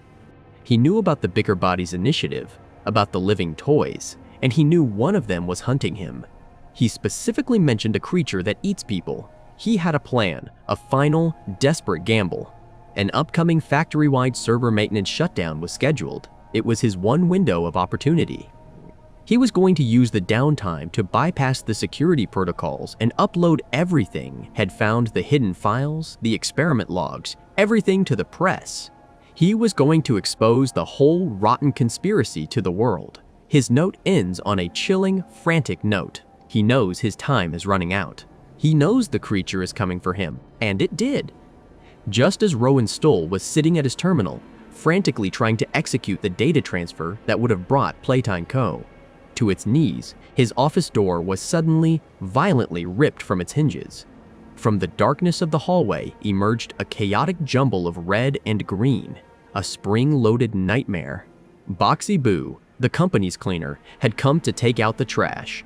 Rowan probably didn't even have time to scream before the monster was on him, a whirlwind of snapping jaws and splintered wood. The upload was never completed. The world remained ignorant, and Rowan Stoll was gone, another secret consumed by the belly of the beast. Things just kept getting worse. On June 18, 1992, the company's silent security guard decided to clock out. For reasons nobody could ever explain, a glitch in his programming, a flicker of the orphan's soul trapped inside, or maybe just a moment of pure animalistic rage. Huggy Wuggy went on a rampage. He broke from his patrol route and just started tearing through the facility. The chaos was unbelievable. Alarms blared, people screamed, and this giant blue creature that was supposed to be their protector became their hunter. The pursuit was bloody and brutal. By the time they finally managed to subdue him with high-powered tranquilizer darts, 5 employees were dead, their bodies torn apart. 6 more were simply gone, vanished without a trace, likely dragged into the dark corners of the factory to be devoured. It was a catastrophic failure, a massive black eye for the initiative. But Pierre, in his official report, didn't blame the multi-million-dollar monster asset. Of course not. He blamed staff negligence and a failure to adhere to protocol. The project was too important to fail. The dead were just collateral damage. A year later, in 1993, came a disaster so big they couldn't just sweep it under the rug with corporate jargon. They called it the theater incident. During a live Poppy's Playhouse show, something went horribly, horribly wrong. We don't know the exact details. The records were sealed and buried deeper than any of the bodies, but the aftermath was apocalyptic. 66 visitors, men, women, and children were killed. On top of that, at least 12 members of the extraction staff, the guys who were supposed to handle the assets, were also slaughtered. The cover-up had to be immense, a conspiracy on a national level. We know there was a secret, late-night meeting between Pierre, the head of production, Eddie Ritterman, and Stella Graybar, the head of HR. The panic in that room must have been palpable. They brought in an investigator, a company man named Gerard Lockard, to conduct an internal review and, more importantly, to find a scapegoat. Lockard's investigation presented a truly shocking conclusion. The person responsible for the massacre in the theater was none other than Dr. Harley Sawyer, the brilliant, gentle, visionary doctor who had started it all. The man who cared so much for children. They pinned the entire thing on him, painting him as a mad scientist who finally snapped. Whether he was truly responsible, or if he was just the most convenient person to blame, we'll probably never know. But he took the fall, and the company somehow survived. All the while, the raw material for these monsters kept flowing in. The orphans at the Playcare facility were being groomed, processed, and prepared. We get a heartbreaking glimpse into this through the recovered journal of a little girl named Riley. Her first entry is dated August 8, 1994. She's clearly new, scared, and traumatized. She writes about missing her old life, about the strange food and the weirdly cheerful staff. But the most disturbing part is her confusion about the other children. They keep talking about being chosen. They talk about it like it's the greatest honor imaginable, like winning the lottery or being picked for the best team. Riley doesn't understand it, but she wants it. She wants to be special, to be chosen, just like them. Her entries continue for months, a slow, sad record of her indoctrination into the Playcare cult. Her final dated entry, from February 10, 1995, is absolutely gut-wrenching. It's filled with pure, unadulterated joy. She's been chosen, a Dr. White has finally chosen her. She's ecstatic, convinced she's finally being adopted, that she's going to have a family and a real home. She writes about how happy she is, how she can't wait to leave. Of course, we know the horrifying truth. We know what being chosen really means. Riley wasn't going to a new home. She was going to a laboratory. She was going to become the next piece of the Bigger Bodies initiative. All of these events, the close calls, the murders, the cover-ups, the rampages, were just tremors before the earthquake. The whole system was unstable, a powder keg of misery and rage just waiting for a spark. And that spark was the prototype. On August 8, 1995, exactly 1 year to the day after Riley wrote her first journal entry, the spark ignited the keg. The prototype, the shadowy mastermind behind the scenes, orchestrated a revolution. It wasn't a random outburst like Huggy's escape. It was a coordinated, synchronized, factory-wide attack that would go down in the company's bloody history as the Hour of Joy. Imagine being an employee that day. 1 minute, you're sipping coffee at your desk, complaining about the deadline for the new Bunzo Bunny toy line. The next, all hell breaks loose, everywhere, all at once. The smiling, friendly mascots you walk past every day suddenly turn on you. In the lobby, Huggy Wuggy stops his silent sentinel act and begins tearing through the security staff. In the game station, Mommy Longleg's playful games turn deadly as she uses her elastic limbs to snatch employees and crush them against the ceiling. From every dark corner, Boxy Boo springs forth, not just targeting specific individuals, but killing indiscriminately. The smaller experiments, the rejects, the ones kept locked away, they all joined in. It was a symphony of slaughter. The timing was impeccable.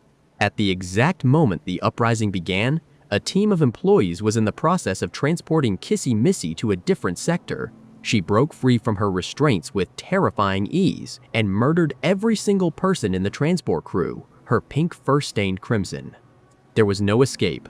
Every hallway, every office, every production floor became a killing field. The screams of the dying echoed through the factory, a final human soundtrack to the end of an era. When the screaming finally stopped, an eerie silence fell over Playtime Co. The hour of joy was over, and so was the human presence within the factory.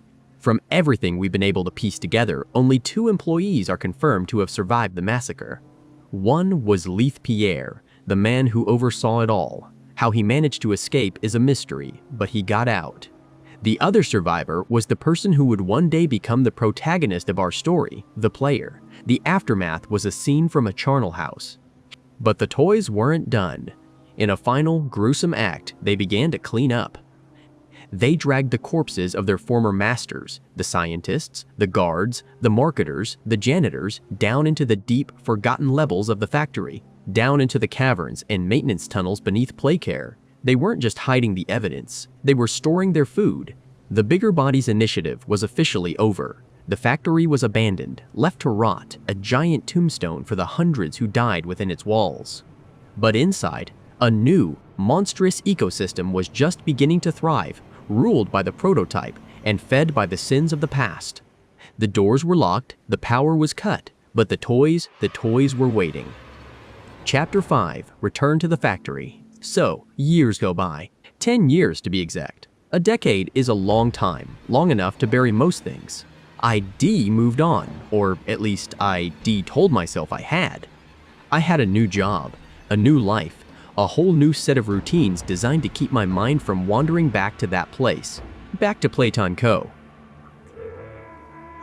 But some things, some things don't stay buried. The nightmares never really stopped.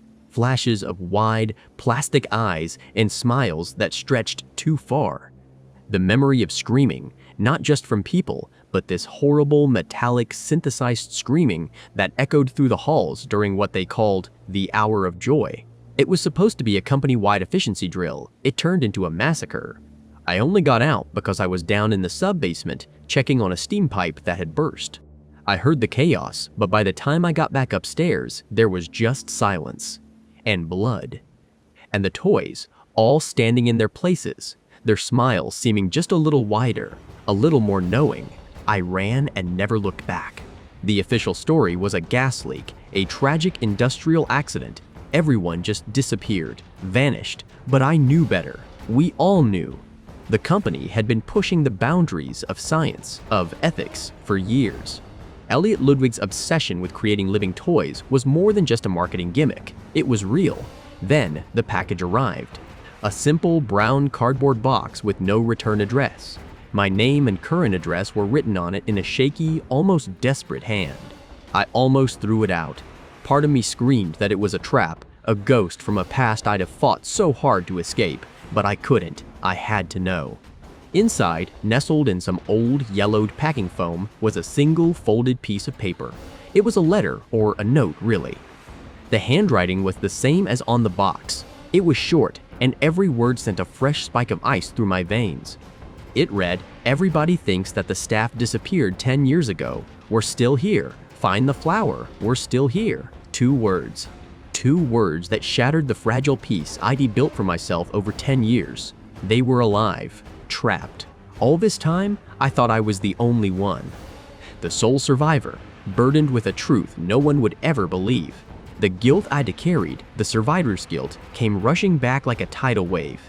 Why did I get out? Why didn't I go back for them? The note was a second chance. A chance to do what I should have done a decade ago. The last line, "Find the flower," was classic Playtime Co. Nonsense. Everything was a riddle, a game. Even a cry for help had to be cryptic. It was absolutely the kind of bait that leads you into the belly of a monster. But what choice did I have? I couldn't live with myself if I ignored it. I had to go back.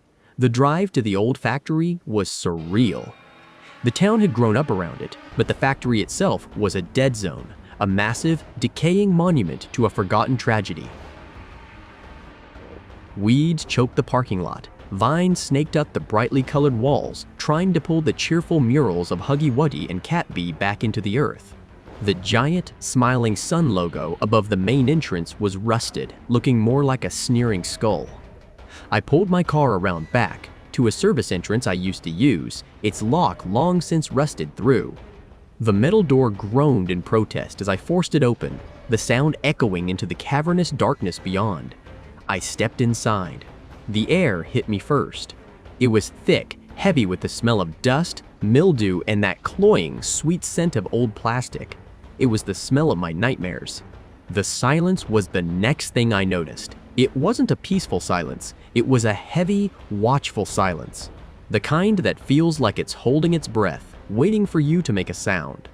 I flicked on my flashlight, its beam cutting a nervous path through the gloom, illuminating dust motes that danced like tiny ghosts. I was in one of the main reception areas. A layer of grime covered everything, but underneath, the place was frozen in time. Desks were still covered in paperwork. Half-empty coffee mugs sat collecting dust. A child's drawing of a blue furry monster was pinned to a bulletin board. It was like everyone had just evaporated. As I moved deeper into the lobby, a sudden crackle of static made me jump out of my skin. A nearby television screen, one of the big old CRT models, flickered to life. The colors were washed out and grainy, but the jingle was unmistakable. It was an old advertisement for the POPY doll. A little girl with blonde pigtails was having a tea party with the doll. The announcer's voice, dripping with saccharine sweetness, boomed through the empty hall. POPY Playtime is the most incredible doll ever made, it declared. She's the first truly intelligent doll in the world. She can talk, listen, and even hold a full conversation with your child. On the screen, the doll's head tilted, its painted-on eyes seeming to stare right through the screen, right at me. The girl on screen asked it a question, and its mouth opened, a tinny recorded voice responding. The whole thing was deeply, profoundly unnerving. The idea of this thing holding a full conversation felt less like a feature and more like a violation. The ad ended with a shot of the POPY doll, her smile fixed, her eyes vacant. Then the screen crackled and died, plunging the room back into silence. My heart was hammering against my ribs. I had to keep moving. On the main reception desk, I found it, a bright blue VHS tape. We used these for everything back in the day: training, security logs, internal memos. I remembered a VCR in the security office just off the lobby. The room was a mess, chairs overturned, papers scattered everywhere, but the VCR was still there. I slid the tape in with a loud clunk. The screen buzzed to life, showing a man sitting at a desk. He looked tired, his eyes baggy, his hair a mess. I recognized him instantly. Leif Pierre, the head of innovation. He was a genius, but always looked like he was one bad day away from a total meltdown. He wasn't looking at the camera. He was looking down, as if reading from a script he hated. "This tape is being recorded on a closed loop," he said, his voice flat, devoid of emotion. "It is programmed to begin playing the moment the factory's motion sensors detect no one on the premises. Therefore, if you are seeing this, you are an intruder." He finally looked up, and his eyes were hollow. There was a fear in them that the camera couldn't hide. Playtime Corporation is a company with a rich and storied history, specializing in the creation of children's toys. He paused, taking a shaky breath. It also specializes in state-of-the-art, and frankly, deadly security protocols designed to handle corporate espionage and trespassing with extreme prejudice. He leaned forward, his voice dropping to an urgent whisper. "I don't know who you are or why you're here, but you need to understand. The things that happen in this factory, they aren't for public consumption. We take our secrets very seriously. Leave now if you know what's good for us." Good for us, not good for you. That stuck with me. Was he one of them, one of the ones who wrote the letter?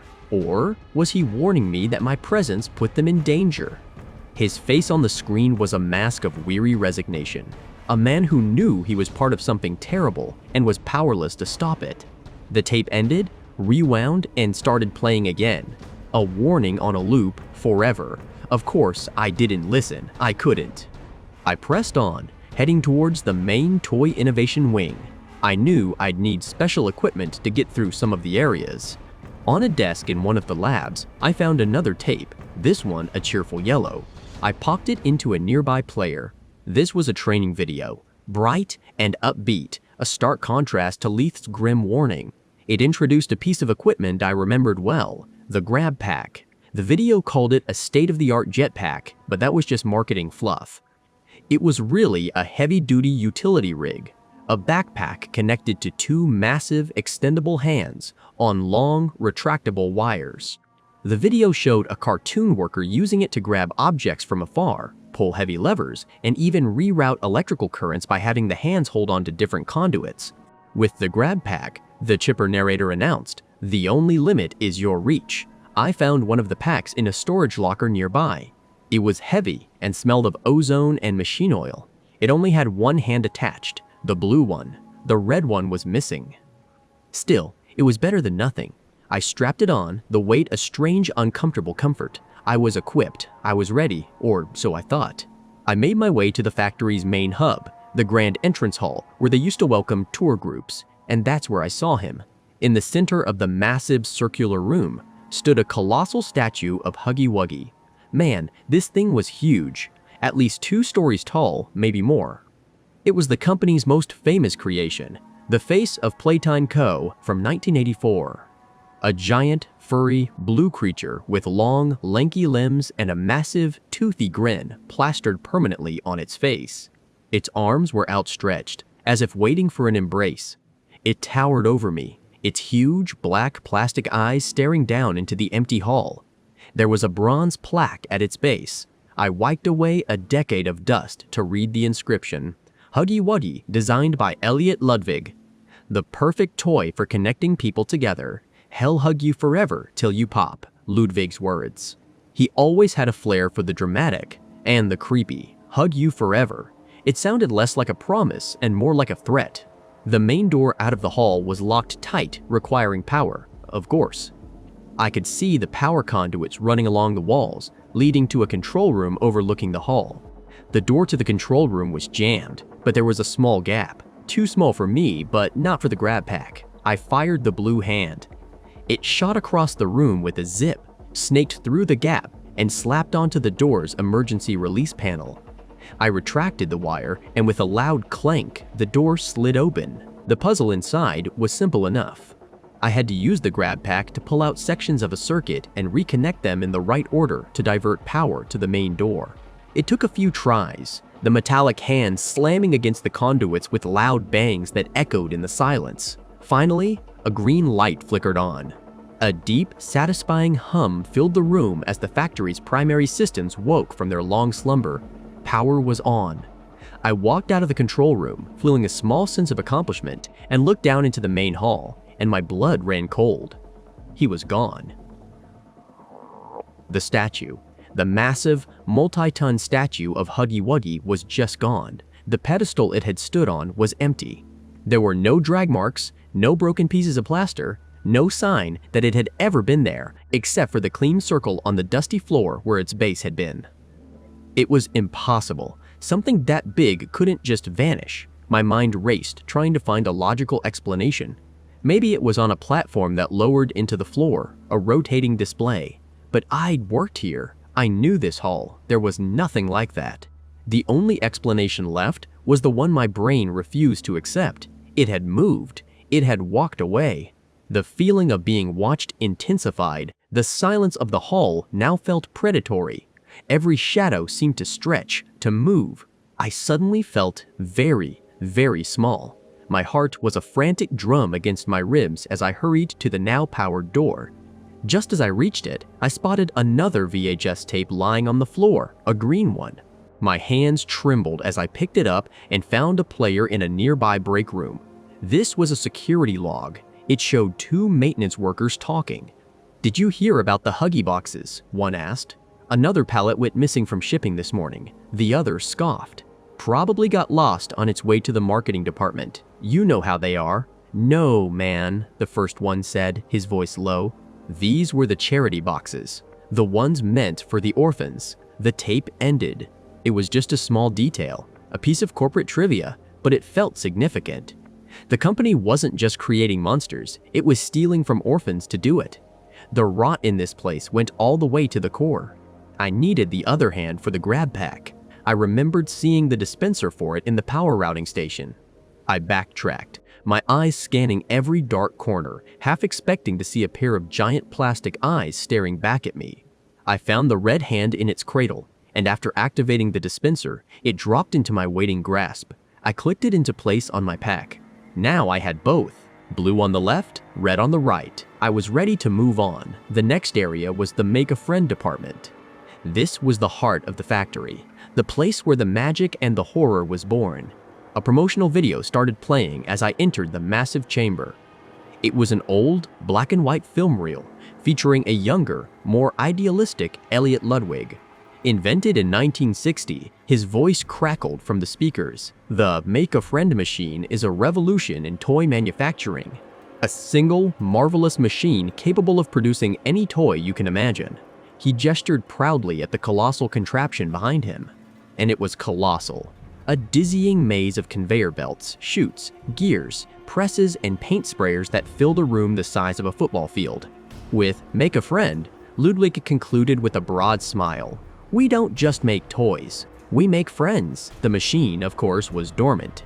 To get out of this area, I needed to use a toy scanner next to the exit, but the scanner was empty. I had to make a toy. I had to get this entire, monstrous machine running again. It was a massive puzzle. I had to use my grab pack to pull levers, connect color-coded pipes, and reroute power through a series of complex circuits. I was running all over the massive chamber, firing my extendable hands to platforms high above, swinging across gaps, my boots clanging on the metal catwalks. One by one, I brought the machine systems online. The final step was to gather the necessary toy parts, a body, 2 eyes, a mouth, and a hat, and feed them into the machine's hoppers. I did it. The machine roared to life. Lights flashed, gears ground, and the conveyor belt started moving. I watched as the parts were assembled, pressed, painted, and stitched together. Finally, with a soft plop, a completed toy dropped out of a chute. It was a cat bee, a bizarre but popular hybrid of a cat and a bumblebee. I picked it up. It was surprisingly heavy. I placed it on the scanner by the door. A green light flashed, and the door slid open, revealing my path forward, a dark, gaping hole leading into the factory's ventilation system. I hesitated. Every instinct I had was screaming at me not to go in there, but it was the only way. I took a deep breath and crawled inside. The darkness was absolute, broken only by the beam of my headlamp. The vents were tight, claustrophobic. The sound of my own breathing was deafening. It was a maze of cold, unforgiving metal. As I crawled deeper, I started seeing things. Scrawled on the walls in what looked like grease or something worse. Frantic, desperate warnings. Stop. Turn. Back. Danger. They were everywhere. Someone had been here. Someone had been terrified. And then I saw why. I rounded a corner and my light caught something up ahead. Blue fur. A long, spindly limb. It was him. Huggy Wuggy, but not a statue, not a toy. It was alive. He was crawling through the vents, his body moving with a horrifying, unnatural fluidity, like a spider. He was moving away from me, seemingly unaware of my presence. But as he crawled, he left something behind on the metal floor of the vent. Smears. Dark, wet smears. My light fell on one of them. It was red, thick and viscous. It wasn't paint, it wasn't oil, it was blood. This thing, this walking, crawling nightmare, wasn't filled with stuffing. My blood turned to ice. I was trapped in a metal tube with a monster. I had to keep moving, but silently. I followed him, my heart pounding a frantic rhythm against the metal floor. The chase was agonizingly slow, a terrifying game of cat and mouse in the suffocating dark. I ducked into a side passage to let him pass, holding my breath, praying he wouldn't turn his head, wouldn't see my light. I could hear him, a soft scraping sound as his fur brushed against the metal. In that side passage, I found a small alcove. and in it, another tape recorder with a cassette inside. I pressed play, keeping the volume as low as I could. A man's voice, clinical and detached, filled my ear. Experiment 1006, the prototype, he began. Observation log. The subject displays a remarkable, almost frightening level of intelligence and coordination. It seems to be able to understand and manipulate complex mechanical systems with no prior instruction. There was a pause, the sound of paper shuffling. The recent disappearances can almost certainly be attributed to its actions. Its ability to cooperate with the other experiments, to command them, it's unprecedented. Its escape from containment was not a glitch in the system. It was a flaw in the scientific process. We underestimated its capacity for ambition. The scientist's voice cracked, just for a second. Future experiments must be contained far more securely. Disposal must be swift and absolute. We cannot allow another 1006. The log ended. The prototype. So there was something else, something in charge. Was Huggy Wuggy one of its puppets? The chase eventually led me to a large grate. I kicked it open and tumbled out of the vents, landing hard on a catwalk high above the factory floor. I was free of the vents, but not of him. I could hear him behind me, scraping, moving faster now. I ran. The catwalk led to a dead end, but there was a massive box hanging from a crane nearby. I used my grab pack, firing both hands at the box. I pulled with all my might. The box swung forward, slamming into the section of catwalk Huggy was on. The metal groaned, twisted, and collapsed. He fell, plunging into the darkness below with a horrible, echoing shriek. I stood there, panting, my entire body shaking. Was he gone? I made my way down to the factory floor. I was in a strange, transitional area. And then I saw it. Painted on a large metal wall was a giant red flower with a yellow center. A poppy. It was the flower from the letter. This was it. This was where I was supposed to be, but my relief was cut short. As I got closer, I saw something hanging from the ceiling by a thin wire, right in front of the painted flower. It was the cat bee toy. The one I had made, but it was ruined. Its stuffing was torn out, its plastic eyes were cracked, and it was covered in the same dark, wet blood I'd seen in the vents. It was a message, a warning. He had put it there. He knew I was coming. Ignoring every single alarm bell that was now screaming in my head, I pushed open the large door next to the flower. The change was instantaneous and jarring. I was no longer in a decaying industrial hellscape. I was in a hallway, a clean, brightly lit, well-decorated hallway. The walls were painted a cheerful yellow. There was a soft red carpet on the floor, and the walls were lined with children's drawings. It looked like the entrance to a daycare. It was so normal, so out of place, that it was the most terrifying thing I had seen yet. At the far end of the hall was a single door. I walked down the hall, my footsteps muffled by the carpet. I opened the door and stepped into a circular room. It was decorated like a child's bedroom, with a small bed, a toy box, and shelves filled with books. In the very center of the room, illuminated by a single spotlight from the ceiling, was a cylindrical glass case. And inside the case, sitting on a velvet cushion, was a doll. Red hair tied into two perfect pigtails, a blue dress with a matching bow, and a delicate porcelain face with wide blue glass eyes. It was Poppy. This was it. This had to be the reason I was here. I approached the case. There was a small button on its base. My hand trembled as I reached out and pressed it. There was a soft hiss of depressurizing air, and the glass case slowly, silently began to rise. It lifted clear, exposing the doll to the air of the room for the first time in what must have been a decade. I stared at it, at its perfect, unblinking face. For a long moment, nothing happened. The silence stretched thick and heavy, and then the doll's head tilted just slightly. A soft, eerie, childlike voice, impossibly clear, echoed in the silent room. "You opened my case." And then the world went black. There's one last piece to this puzzle, a piece I didn't find inside the factory. It's a hidden VHS tape, one that never made it into the official archives. It's labeled POPY Playtime Doll Maintenance Video. The quality is poor, like it was recorded over a dozen times. It shows a technician in a clean room. the Poppy doll sitting on a steel table in front of him. The video is silent, save for the hum of machinery. The technician goes through a series of mundane steps. He carefully repaints a small chip on her cheek. He polishes her little black shoes until they shine. He gently brushes her synthetic red hair. It all seems so normal, so routine. But then, the camera zooms in. The technician picks up a syringe. He inserts the needle into the doll's chest, into a small, almost invisible port. He draws back the plunger, and the syringe fills with a thick, dark red liquid. It's unmistakable. It's blood, human blood. He then turns the doll over. Using a special tool, he opens a panel on her back, revealing a cavity filled with intricate wiring and clockwork gears. He reaches in and carefully removes a small, complex device, a silver box covered in blinking lights.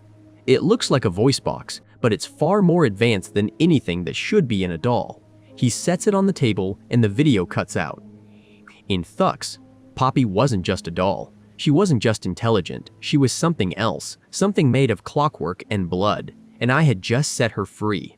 Chapter 6, A Game of Survival. So, you think you've seen the worst of it, right? UV dealt with Huggy Wuggy. UV got this little porcelain doll on your side. Things are looking up. Well, buckle up, because the factory is just getting started with you. The moment you step through the next door, you're hit with another blast from the past. It's a giant, colorful advertisement on the wall, just like the one for Huggy. This one, though, is for a toy called Mommy Long Legs, and the date on it is February 2nd, 1991. The poster is all bright pinks and cheerful blues, showing this character who looks like a stretched out, almost spider-like doll with a plastic, smiling face and big green eyes. The whole selling point is her crazy elasticity. The ad shows her arms and legs stretching all over the place, wrapping around things, playing with kids. It's got that classic, slightly unsettling Playtime Co. vibe, but it seems innocent enough at first glance, but you know the drill by now. Just as you read taking it all in, the image glitches. For a split second, the happy, smiling mommy is replaced by something monstrous. Her eyes are black pits. Her smile is a jagged, terrifying snarl, and her limbs are twisted like something out of a nightmare. It's just a flash, but it's enough to send a shiver right down your spine. And then, cutting through the silence, you hear Poppy S. voice, faint and distant, whispering, "Wake up! Your vision clears, and you're not in front of the poster anymore." You re-back in that circular room, standing right in front of the glass case you freed Poppy from. But here's the thing, the case is empty. The glass is still shattered, but Poppy is gone, vanished. Your heart drops. Did something get her? Did she just run off? Her voice echoes again, a little clearer this time, coming from a hallway you hadn't noticed before.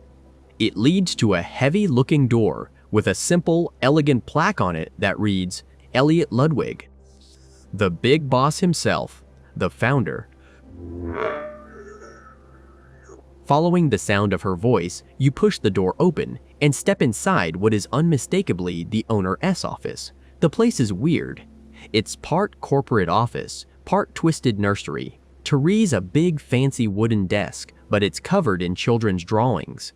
The crayon scribbles depict smiling suns, stick figure families, and, chillingly, crude drawings of Huggy Wuggy and some other toys, all with unnervingly wide smiles. It's like Ludwig was trying to surround himself with the innocence his company was built on, or maybe just trying to understand it. Tucked away on a shelf, next to some dusty company awards, is another one of those VHS tapes. You know by now that these are never good news, but you also know they re-essential. You grab the black cassette, shove it into a nearby player, and the screen flickers to life with that familiar grainy quality. This tape is different. It's not a commercial or a training video. It's raw scientific footage labeled Experiment 814 Test Log. The narrator's voice is cold, clinical, completely detached. He explains that they're testing a new theory. The camera focuses on a small, white lab rat in a cage. It's just scurrying around, sniffing the corners, completely oblivious. Then, a mechanical claw descends and, with a sickening crunch, kills it. It's brutal and quick. The narrator doesn't even pause. He just states, "Subject deceased." They then take the rat's limp body and submerge it in a large beaker filled with this thick, glowing, pinkish gel. The label on the beaker reads, "Poppy flower preservative gel mixture." So that's the secret ingredient, the poppy flower. The narrator explains that the gel is designed to preserve organic matter indefinitely while also acting as a unique biological conductor. After letting the rat soak for a few minutes, they pull it out, lay it on a metal tray, and attach electrodes to it. Commencing revival attempt, the voice drones. There's a loud buzz, and a jolt of electricity makes the rat's body twitch violently, but that's it. It just lies there, smoking slightly. Attempt failed, the narrator says, without a hint of disappointment. But then he adds the part that changes everything. He says, however, tissue analysis shows the poppy's unique cellular structure has bonded with the subjects. The life-altering properties are undeniable. The camera zooms in on the rat, and you swear you can see a tiny, unnatural twitch in its leg that the scientists missed. The video ends with the narrator speculating, in that same monotone voice, it is hypothesized that a larger, more complex subject, something larger than a rat, would yield different results. And there it is.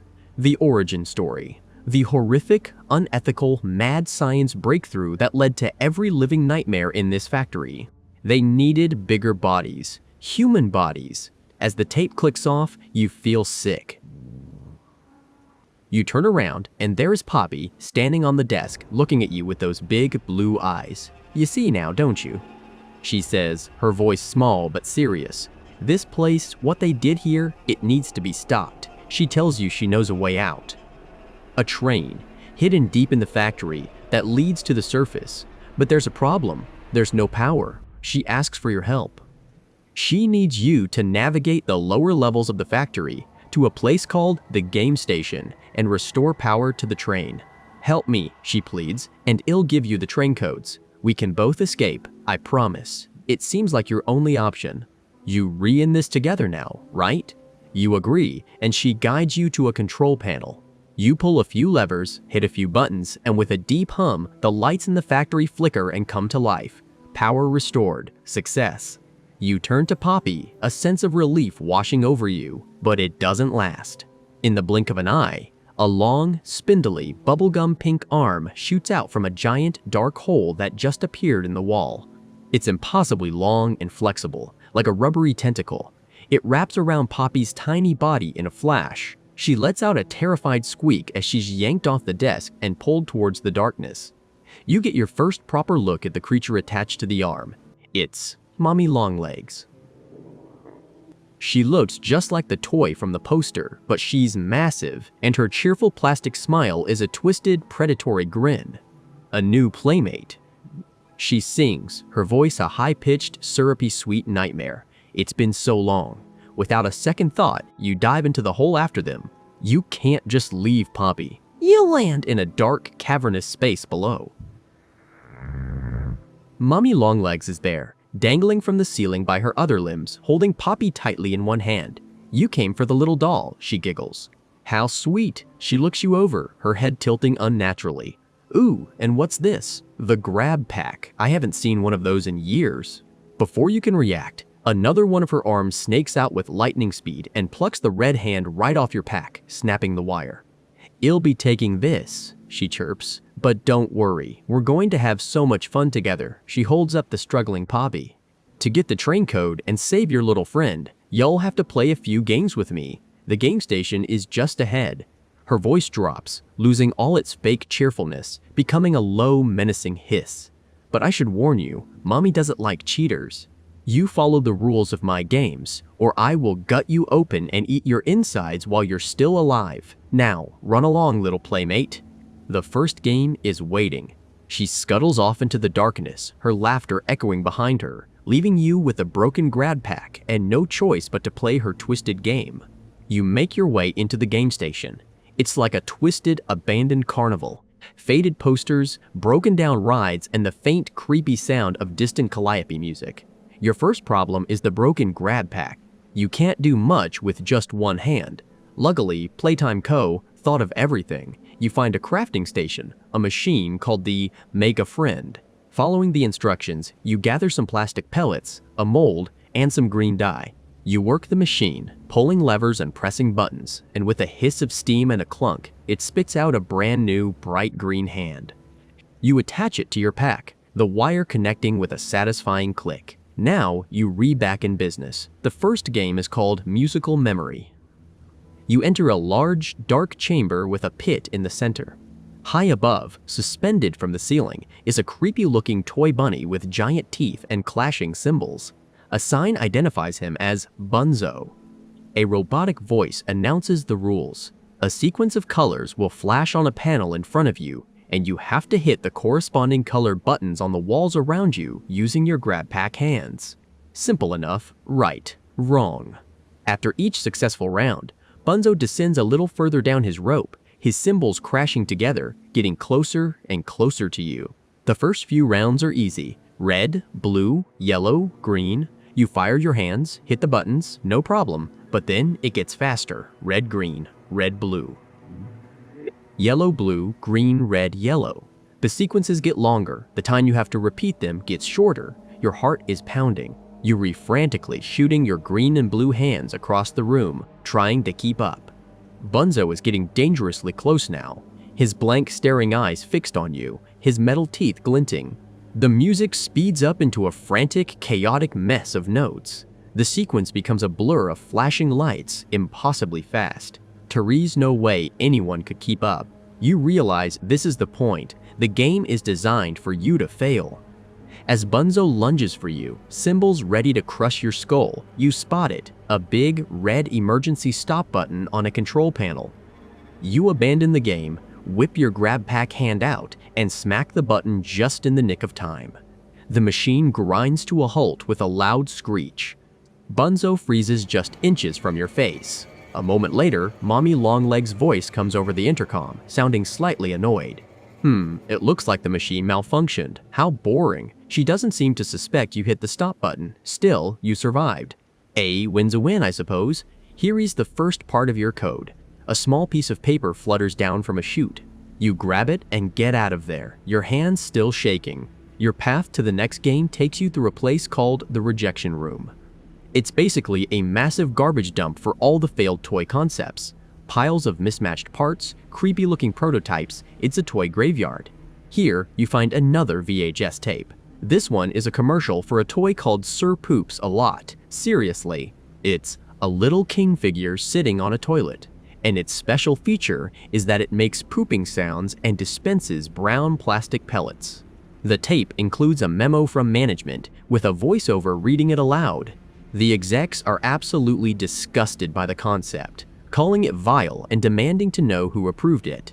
It's a moment of bizarre, dark humor in the middle of all this terror. Leaving Sir Poops a Lot behind, you enter the arena for the second game, Whack-A-Wuggy. It's exactly what it sounds like.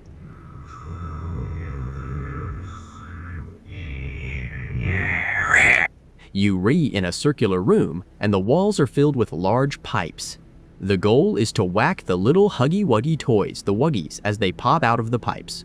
It's a pure test of reaction time. At first, it's manageable. A Wuggy pops out on your left, you whack it. Another on your right, whack. But just like before, the game ramps up. They start popping out faster and faster from all directions, 2 at a time, then 3.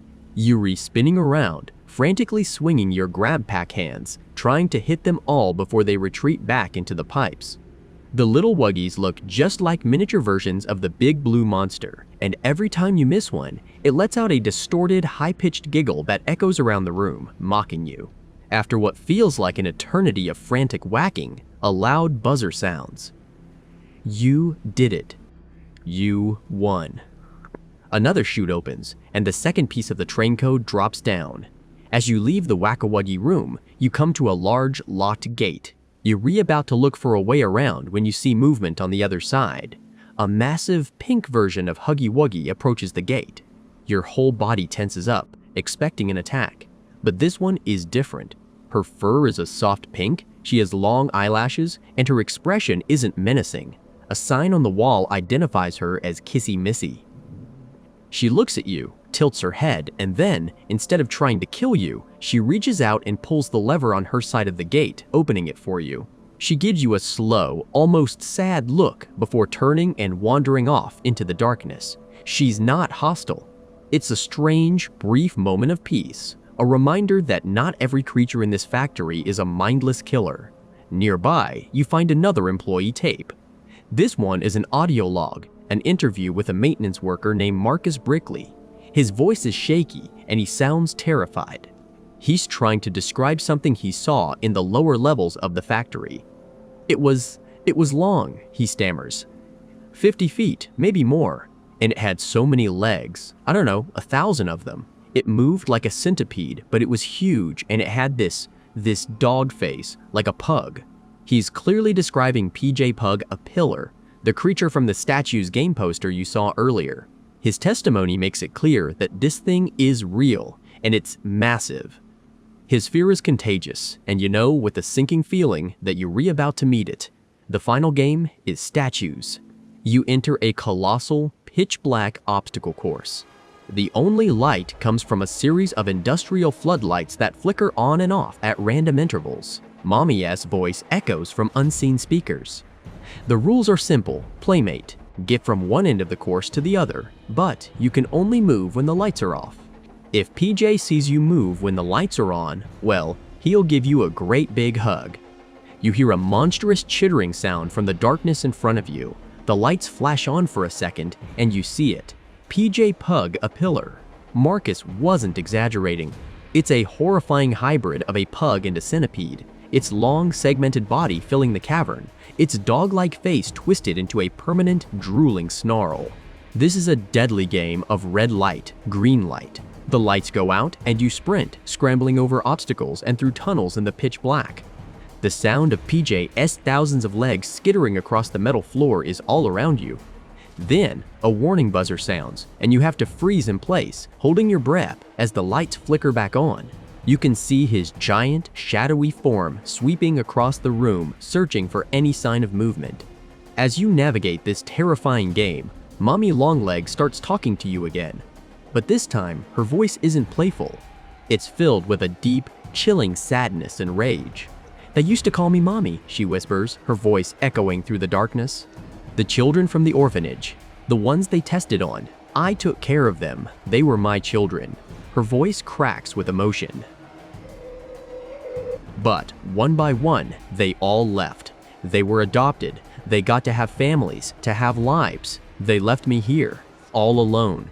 They abandoned me to die in this horrible place. The lights flicker, and you see PJ's face just a few feet away, his black eyes scanning the darkness. You freeze, every muscle screaming.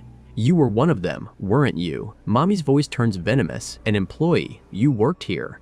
You watched them do this to us. You're just as bad as the scientists. You all deserve to share my fate. You realize she has no intention of letting you go. Winning the games means nothing. She's just toying with you before she kills you. With a final, desperate sprint in the dark, you make it to the other side of the obstacle course, narrowly escaping PJ's snapping jaws. You dive through an exit door and find yourself in a control room overlooking the statue's course. The final piece of the train code is supposed to be here, but you know it's a trap. Instead of looking for the prize, you bolt. You find another hallway and just run. Mommy's shriek of pure, unadulterated fury rattles the entire facility. "YOU, cheated." She screams, her voice losing all humanity. "Yo, you broke the rules. I'm going to pull your guts out of your throat."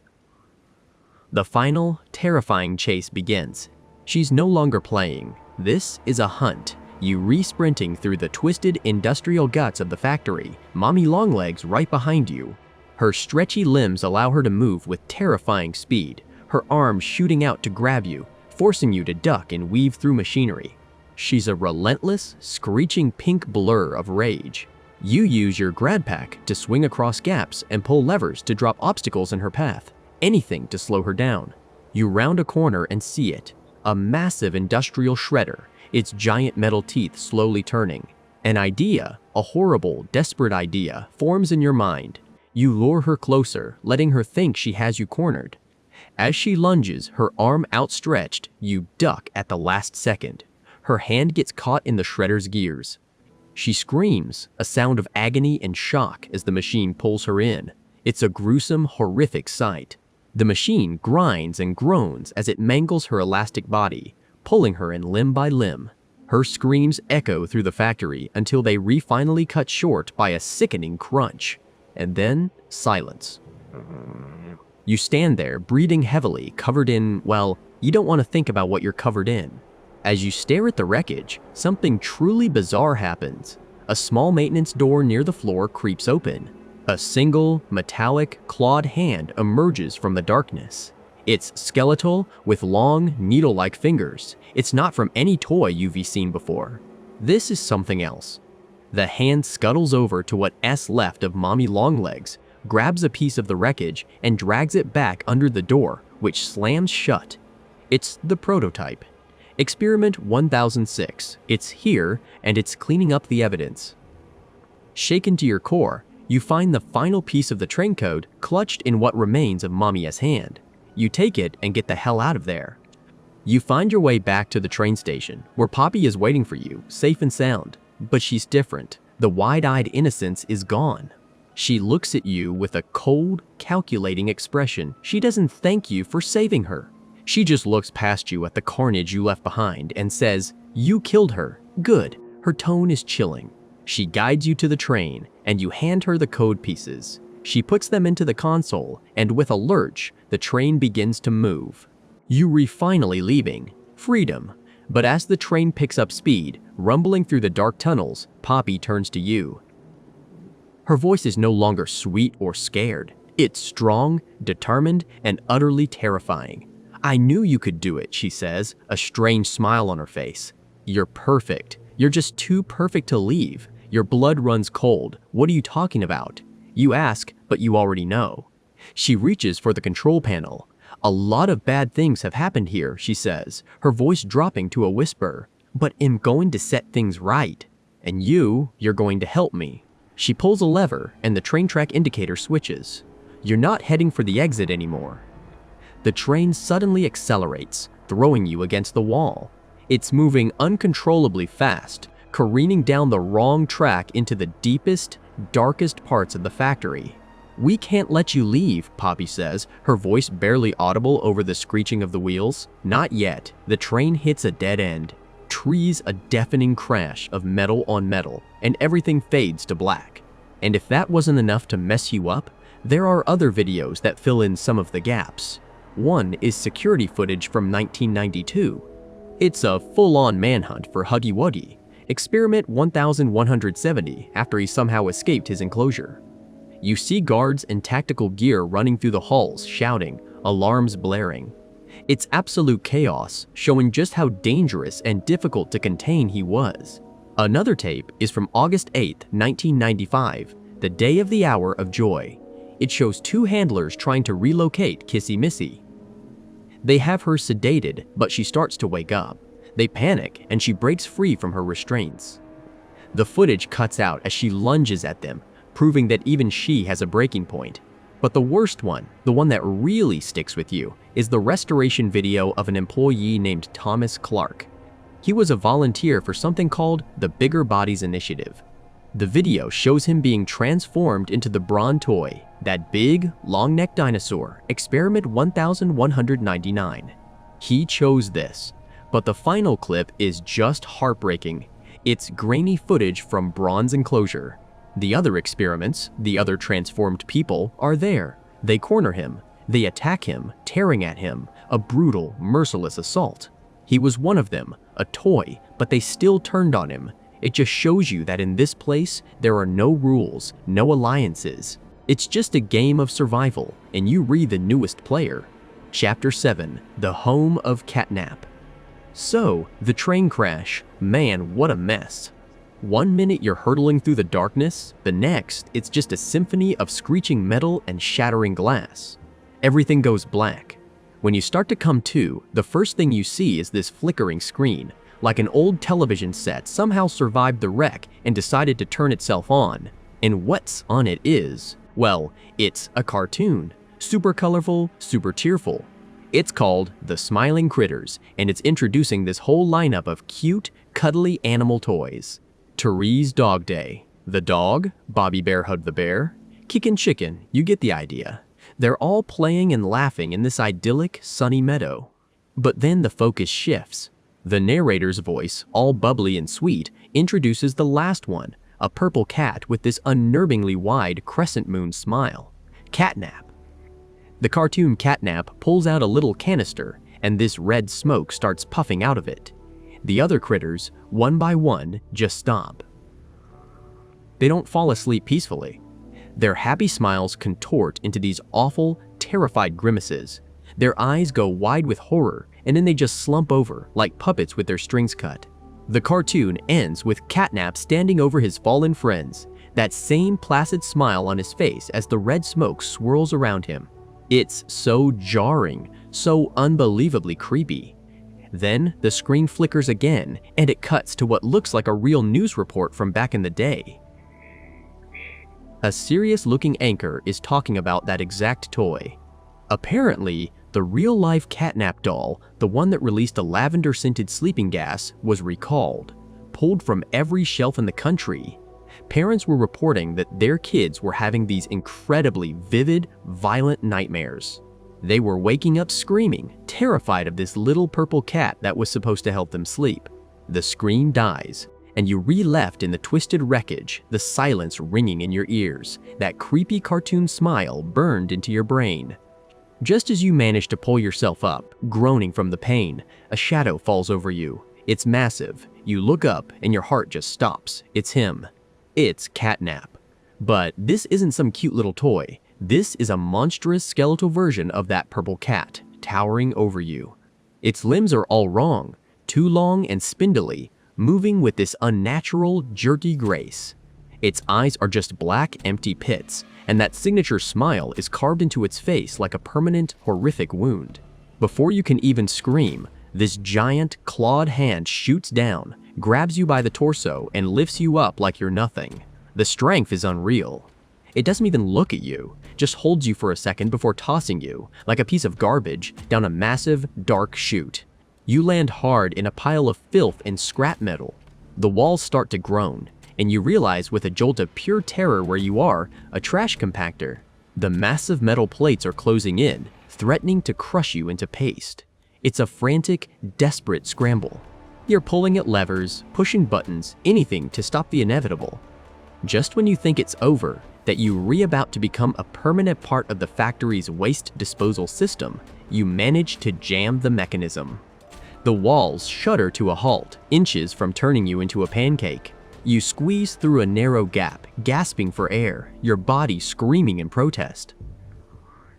And there, sitting on a pile of discarded toy parts, is a telephone. One of those bright, primary-colored toy phones Playtime Co. was famous for. On a whim, you pick it up. You don't expect a dial tone, but you get something else, a voice. It's a kid. You're alive, the voice says, clear as day. It's a young boy, and he sounds relieved. I saw what Catnap did. I can't believe you survived. He introduces himself as Ollie. He tells you he wants to help you, that he's on your side. He says Poppy needs your help, that there are a lot of people, a lot of us, he says, who need saving. He's the one who tells you where you are. Catnap found you in the wreckage, Ollie explains, his voice turning grim. He brought you to his home. You're in play care now. He lets that sink in for a moment. This place, it's Catnap's church, and it's his hunting ground. You need to be careful. He guides you with his words, telling you which way to go through the maze of trash and debris until you find a small tram station. He tells you to get on, that it's the only way forward. The tramcar is old and rickety, the lights flickering ominously as it lurches into motion. A film projector whirs to life at the front of the car, and an image of Elliot Ludwig, the founder of Playtime Co., appears on a small screen. He looks so earnest, so full of hope. His voice, warm and paternal, fills the small space. He talks about his dream, his vision. He didn't just want to make toys, he wanted to create smiles. He talks about the children, how every child deserves a safe and loving home. And that, he says, is why he created Playcare, an on-site orphanage, a magical wonderland for the children who had nowhere else to go, hidden right beneath the factory floor. It was meant to be a paradise, a utopia where no child would ever feel lonely or scared again. The whole speech, the way he talks about this hidden world he built it, feels so much like that old game, BioShock. A visionary founder talking about his perfect city, a city you just know went horribly, horribly wrong. The tram doors slide open, and the reality of Playcare hits you like a physical blow. This is no wonderland, it's a ruin. A derelict, blood-stained nightmare. The colorful murals on the walls are peeling and covered in grime. The play structures are rusted and broken. And there's blood. Splatters on the walls, dark stains soaked into the carpet, bloody handprints dragged across the floor. It's a ghost town, haunted by the memory of unspeakable violence. The phone rings again. It's Ollie. You see it now, don't you? He says, his voice barely a whisper. You need to get to the gas production facility. That red smoke catnap uses its S-made there. You have to find a way to divert it, or he'll keep using it to hunt you. Following Ollie's directions, you find the facility, and inside it, of all things, is a house. A full-on, two-story, dilapidated house, looking completely out of place in the middle of this industrial complex. And the whole place is filled with that red smoke, the same stuff from the cartoon. It hangs in the air like a thick crimson fog, making everything hazy and surreal. As you step inside, the sweet, cloying scent of lavender and something else, something metallic and wrong, fills your lungs. It makes you dizzy, disoriented. You find a radio on a dusty table, and as you fiddle with the dial, a crackly broadcast cuts through the static. It's another old news report. The announcer is talking about the discovery of Elliot Ludwig's body. He wasn't just dead. He was found inside his own office, alongside the mutilated remains of a child. The public was suspicious, the announcer says. The official story didn't add up. The broadcast fades back into static, leaving you with a dozen new questions and a creeping sense of dread. Then, the gas really starts to hit you. The world begins to warp and twist. The walls of the house seem to breathe. Colors bleed into each other, and whispers echo from empty rooms. You collapse, and you're plunged into a nightmare. You re-running through an endless, distorted version of Playcare, and you re-being hunted. That monstrous catnap is stalking you, its skeletal form appearing and disappearing in the red fog. You can hear its raspy breathing right behind you, feel its claws just inches from your back. It's a suffocating, relentless terror that feels like it will never end. You wake up with a gasp, your heart hammering against your ribs. The hallucination is gone, but the red gas is still thick in the air. You know you can go on like this. You search the house frantically, your movements clumsy with lingering fear, and finally, you find it, a gas mask. It's one of those Playtime Co. ones designed to look like a green bear, but it works. You strap it on, and the world comes back into sharp focus. The air you breathe is clean, filtered. It feels like a lifeline. With the mask on, you're able to navigate the rest of the house, solving the puzzles needed to restore backup power to the area. As you about to leave the house, feeling a small sense of victory, a massive pink hand slams down in front of you, blocking your path. Kissy Missy. She looms over you, her expression unreadable, and pins you against the wall. You struggle, but she's immensely strong. You think this is it. You've gone from one monster to the next. But then, another voice cuts through the tension. Kissy, stop. It says Poppy. She runs in, looking frantic. Kissy Missy hesitates, then slowly releases you. Poppy rushes to your side, her blue eyes wide with urgency. I'm not your enemy, she says, her voice pleading. I know how this looks, but you have to trust me. I can't let you leave. Not yet. What's happening here, it's bigger than you, it's bigger than me, it's bigger than all of us. She takes a deep breath and explains everything. The monsters, Huggy, Mommy, Catnap, they aren't the real problem, they're just tools, pawns in a much larger game. The real mastermind, the true enemy, is a creature she calls the prototype. She tells you it's the clawed creature you saw, the one that dragged away Mommy Longlegs' remains. It's the reason she was locked away in that case for so long. The prototype is controlling everything, pulling all the strings. He'll kill us all if we let him, Poppy says, her voice trembling. But you can stop him. "You killed Huggy, you killed Mommy, you're strong enough. I need your help. We need to kill the prototype." With a new, terrifying goal in mind, you agree. Ollie comes back on the phone, his voice now a part of this strange, desperate alliance. He tells you the plan. You need to reroute power from 3 main areas of Playcare to a central console, your first stop, the school. The school is just as derelict as the rest of Playcare, but somehow even more unsettling. Children's drawings are taped to the walls, but they not happy pictures. They retwisted, scribbled nightmares of monsters and screaming faces. Desks and chairs are overturned, books scattered everywhere. As you step inside, a voice crackles over the intercom system. It's chipper, sing-songy, but with a dangerous, unhinged edge. "Well, look who's here. A former employee. I remember you." The voice belongs to a toy named Miss Delight, a tall, mannequin-like teacher figure. You find notes scattered around the classrooms written by her. They detail her slow, horrifying descent into madness. After the hour of joy, that mysterious event you keep hearing, whispers about Catnap locked Miss Delight and the other teacher toys inside the school and left them to starve. The notes become more and more frantic, describing the gnawing hunger, the paranoia, and finally the cannibalism. She killed and ate the other teachers to survive. She starts to stalk you through the school, her heavy footsteps echoing in the empty halls.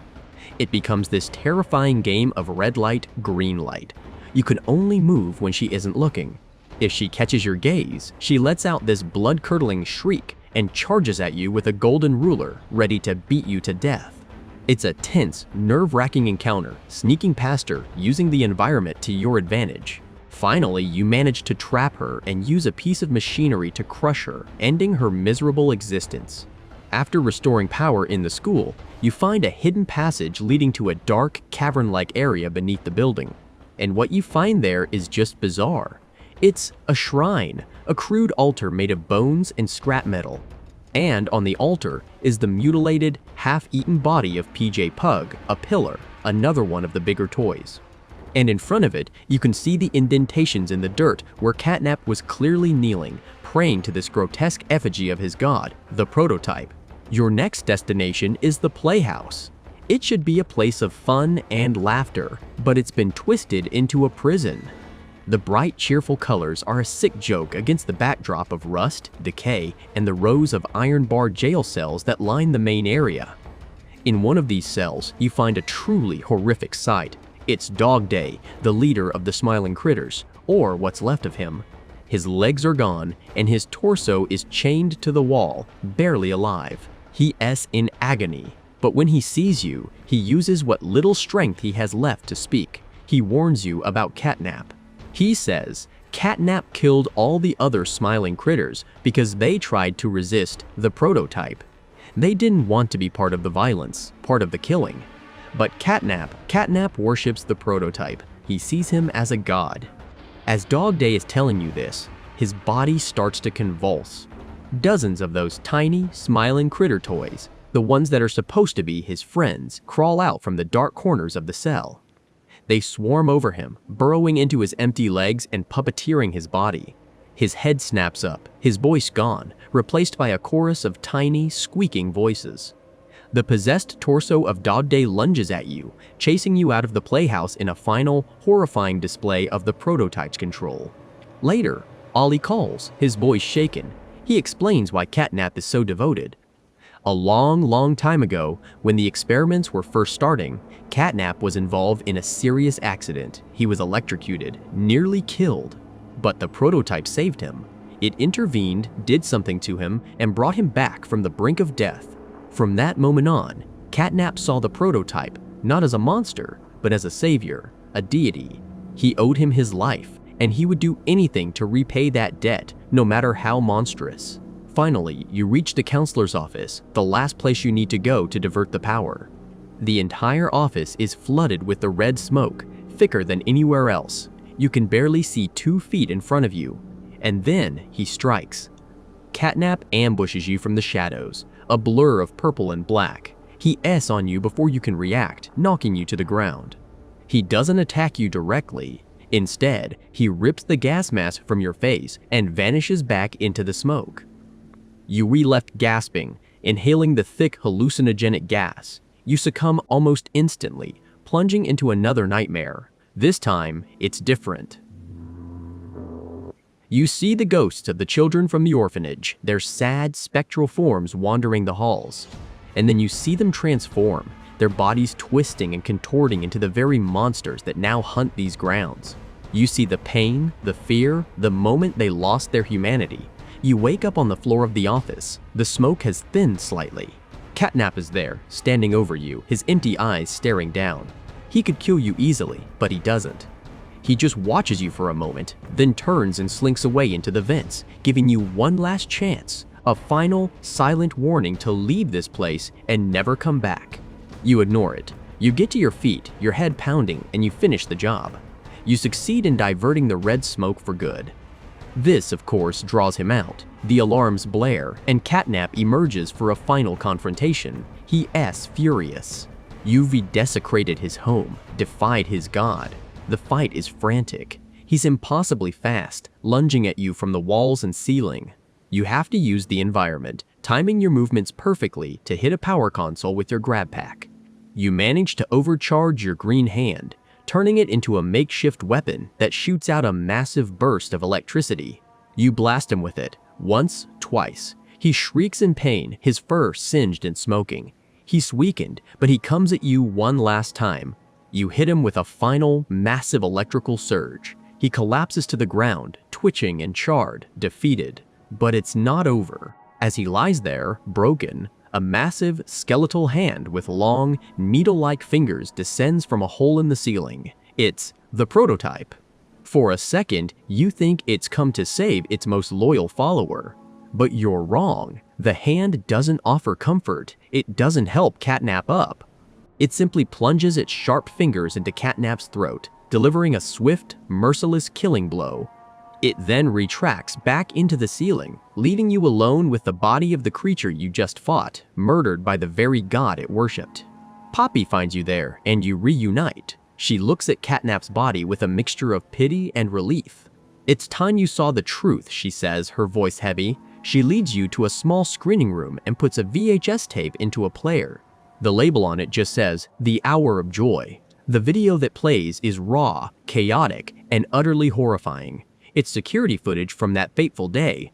You see your former co-workers, scientists, and staff running for their lives. And you see the toys, all of them, Huggy, Mommy, the smiling critters, dozens you've never even seen before unleashed. It's a massacre. A senseless, brutal slaughter. The toys tear through the humans with a terrifying ferocity, their plastic smiles fixed in place as they commit atrocity after atrocity. They drag the bodies, screaming and bloody, down into the lower levels of the factory, presumably to be eaten. This was no accident. It was an uprising, an organized extermination. The tape ends. Poppy just looks at you, her expression grim. "Now you know," she says. "That's what the prototype wants. That's what we have to stop." She leads you to a large industrial elevator, the one that goes down into the deepest, darkest parts of the factory, down to where the prototype makes its lair. As the heavy doors clang shut and the elevator begins its slow, creaking descent into the abyss, a sound from above makes your blood run cold. It's Kissy Missy, and she's screaming, a terrified, agonized scream that gets cut off abruptly. You re-trapped in a metal box, descending into hell, knowing that your only other ally is being attacked, and there's absolutely nothing you can do about it. Chapter 8, The Doctor's Lair. So, the elevator ride down from Playcare, it wasn't like the others. This felt different, deeper. The air grew thick and cold, carrying a weird metallic tang, like old blood and ozone. The gentle hum of the lift was replaced by a low, grinding groan, as if we were forcing our way into a part of the factory that had been sealed off for a very, very long time. It felt like descending into the Earth's gullet, and you just knew, deep in your bones, that whatever was down here was never meant to see the light of day. This wasn't a play area or a factory floor. The script was right. This was actual hell. The doors finally shuttered open, and the first thing that hit you wasn't a monster, but a screen, of course. Another one of those vintage commercials, flickering to life on a dusty monitor. The jingle was sickeningly cheerful, a stark contrast to the oppressive silence. Feeling bored? Got the blues? A chipper announcer's voice chirped. Don't be a sad man. Get a dough man. Introducing Doughy the Dough Man. The screen showed this perfect 1980s-style Christmas morning. A little boy with a bowl cut, maybe 7 or 8 years old, is tearing open a present. His name, according to the on-screen text, is Jack Ayers. He pulls out this bizarre toy, a vaguely humanoid figure made of what looked like modeling clay, with big, vacant eyes. The kid is ecstatic. The commercial cuts to a montage of Jack and Doughy on adventures in the backyard, at the dinner table, tucked into bed. Doughy is the friend who's always there, the announcer continued. Made from Playtime's patented Everdough, has squishy, has stretchy, has endlessly fun. And for the ultimate Dough Man fan, come on down to the Playtime Co. factory for the official Dough Man Experience tour. And then the footage changed. The quality dropped. It wasn't the slick commercial anymore. It was grainy, handheld camera footage dated a few months after the commercial would have aired. It showed the same boy, Jack Ayers, on a factory tour. He's wearing a little plastic safety helmet, waving at the camera, his Doughy the Dough Man clutched in one hand. He's standing on a metal catwalk high above these absolutely colossal vats, each one filled with a churning, beige-colored sludge, the Everdough, you realize. Jack leans over the railing, trying to get a better look, pointing down at the vats with his toy. His mom, probably the one filming, says something muffled. Jack, honey, be careful. But he's a kid, he leans a little too far. You see the doughy toy slip from his grasp. He cries out and reaches for it, a fatal, reflexive mistake. His little body tumbles forward, over the railing. The camera whips down, catching a horrifyingly clear shot of him falling, his small shape swallowed by the thick, swirling dough. There's a splash that doesn't sound like water. The camera jerks wildly. A woman screams a raw, guttural sound of pure anguish, and then the footage cuts to static. That was an origin story. A horrible, Joker-esque baptism. You step away from the screen, your stomach churning, and take in your surroundings. You're standing on the precipice of a cavernous chamber, so vast it feels like it's underground. And it's filled, wall to wall, with a sea of discarded toys. A graveyard, specifically a Smiling Critters graveyard. It was a mountain range of plush, thousands, maybe tens of thousands of them, piled in heaps 20 feet high. Dog Day, Bubba Bubbaphant, Kickin' Chicken, all of them torn to shreds. Some were missing limbs, their stuffing spilling out like guts. Others had their plastic eyes gouged out, leaving dark, empty sockets. Their signature wide smiles were ripped or hanging by a thread, twisted into grotesque, silent screams. The air was thick with the smell of damp, rotting fabric and that sweet chemical scent of cheap plastic. You had to wade through them, the crunch of broken voice boxes and the soft squish of decayed plush under your feet. It was a monument to failure, a mass grave for toys that weren't good enough, or maybe for the kids who became them. And there, resting on a less mangled pile of hoppy hopscotch dolls, was a book. A simple, spiral-bound notebook. It was damp, but the ink inside was surprisingly clear. It was a journal, Riley's journal. UD found pages before, but this was the whole thing. You sit down in that awful, quiet place, surrounded by the ghosts of toys, and you read the final story of a 12-year-old girl. Entry 17. They took me to a new room today. It was white and smelled like the nurse's office, but colder. A man in a doctor's coat came in. He didn't have a friendly smile like the counselors at Playcare. His eyes were like little gray stones. He told me I was chosen for something special. A way to live forever, he said. He said I wouldn't have to worry about being an orphan anymore because I was going to become part of a new, bigger family. I asked what he meant. He just smiled and patted my head. His hand was cold. Entry 18, the surgery was today. I don't remember all of it. They gave me a shot that made me feel sleepy and floaty. But I remember waking up in the middle. I couldn't move, but I could hear things. Wet sounds. And snapping. I felt a pulling inside me, like they were taking out my guts and replacing them with, I don't know, cotton. Then I heard a crack. A loud one. And another. And another. It was my ribs. He was snapping my ribs one by one like breaking twigs. Then he did my back. He said, "We need to make you more flexible. The pain, I can't even write it down. I must have passed out again." Entry 19, I woke up, but I didn't. My eyes opened, but they weren't my eyes. I looked down at my hands, and they weren't my hands. They were big, padded paws, purple ones. I was in a cell. A cage. I tried to scream, but the sound that came out was a high-pitched squeak from a voice box in my throat. I saw my reflection in a metal tray on the floor. It was a toy, one of the smiling critters.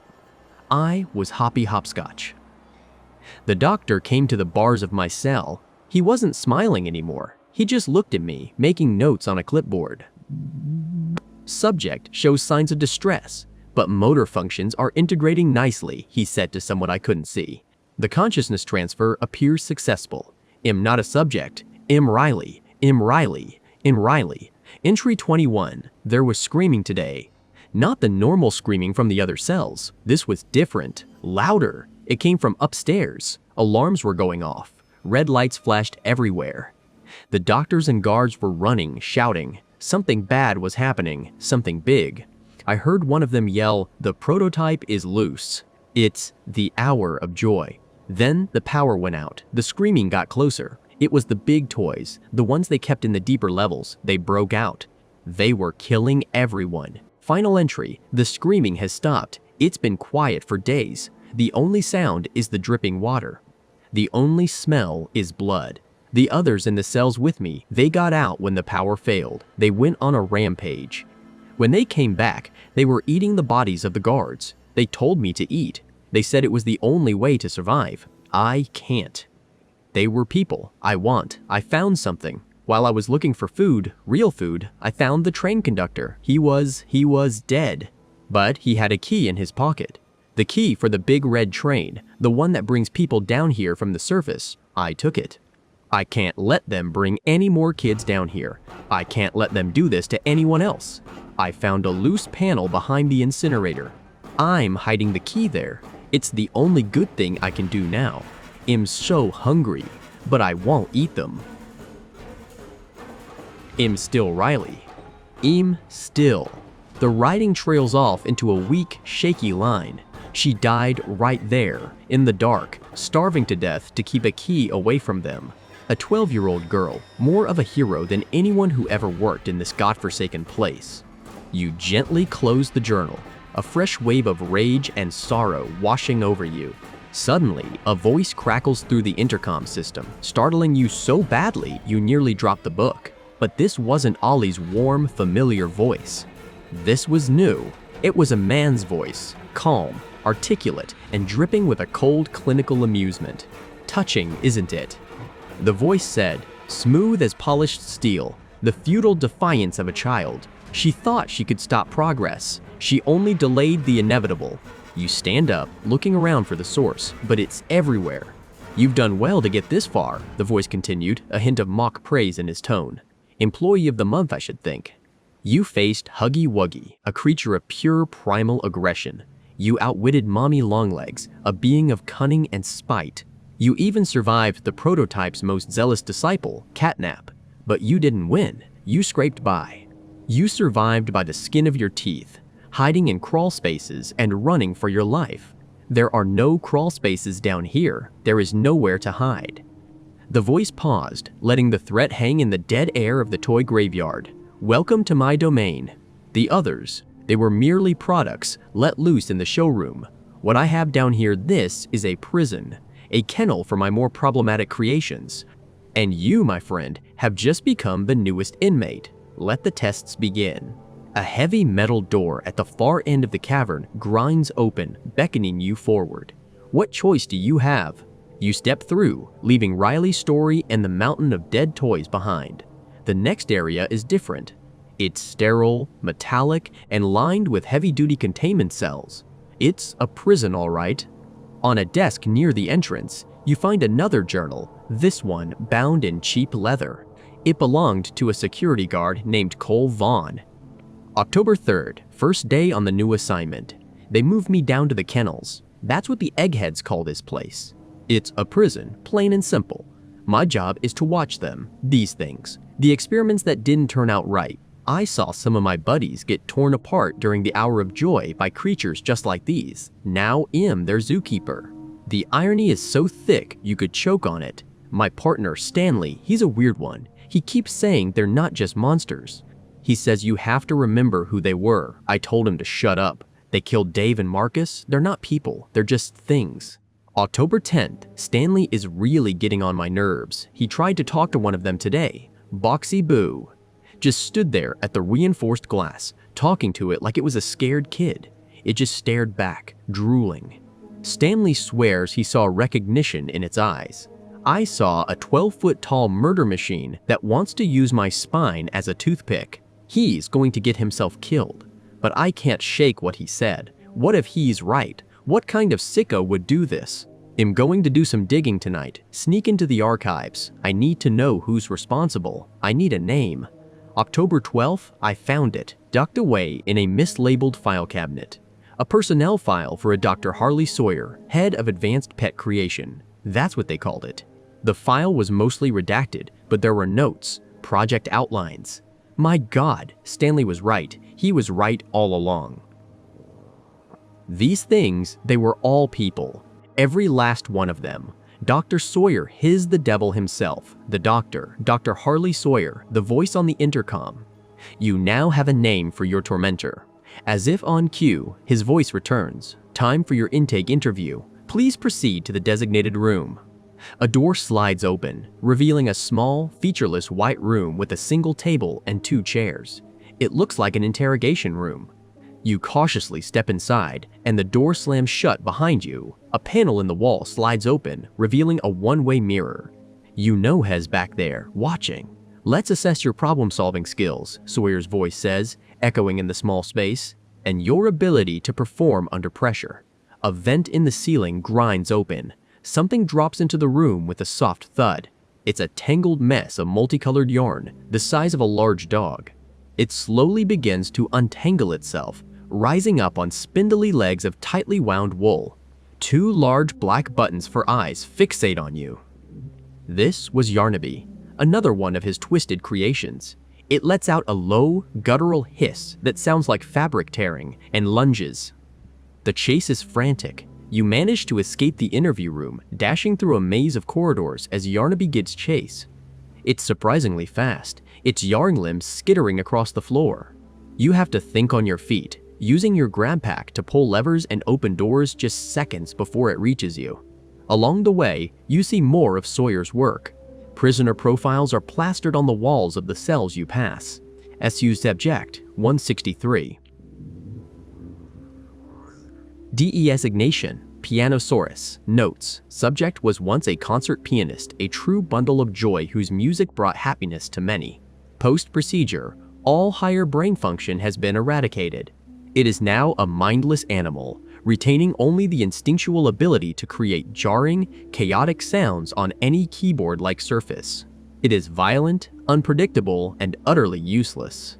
I am growing sick of creating these failures. Send for stress testing in the lower chambers.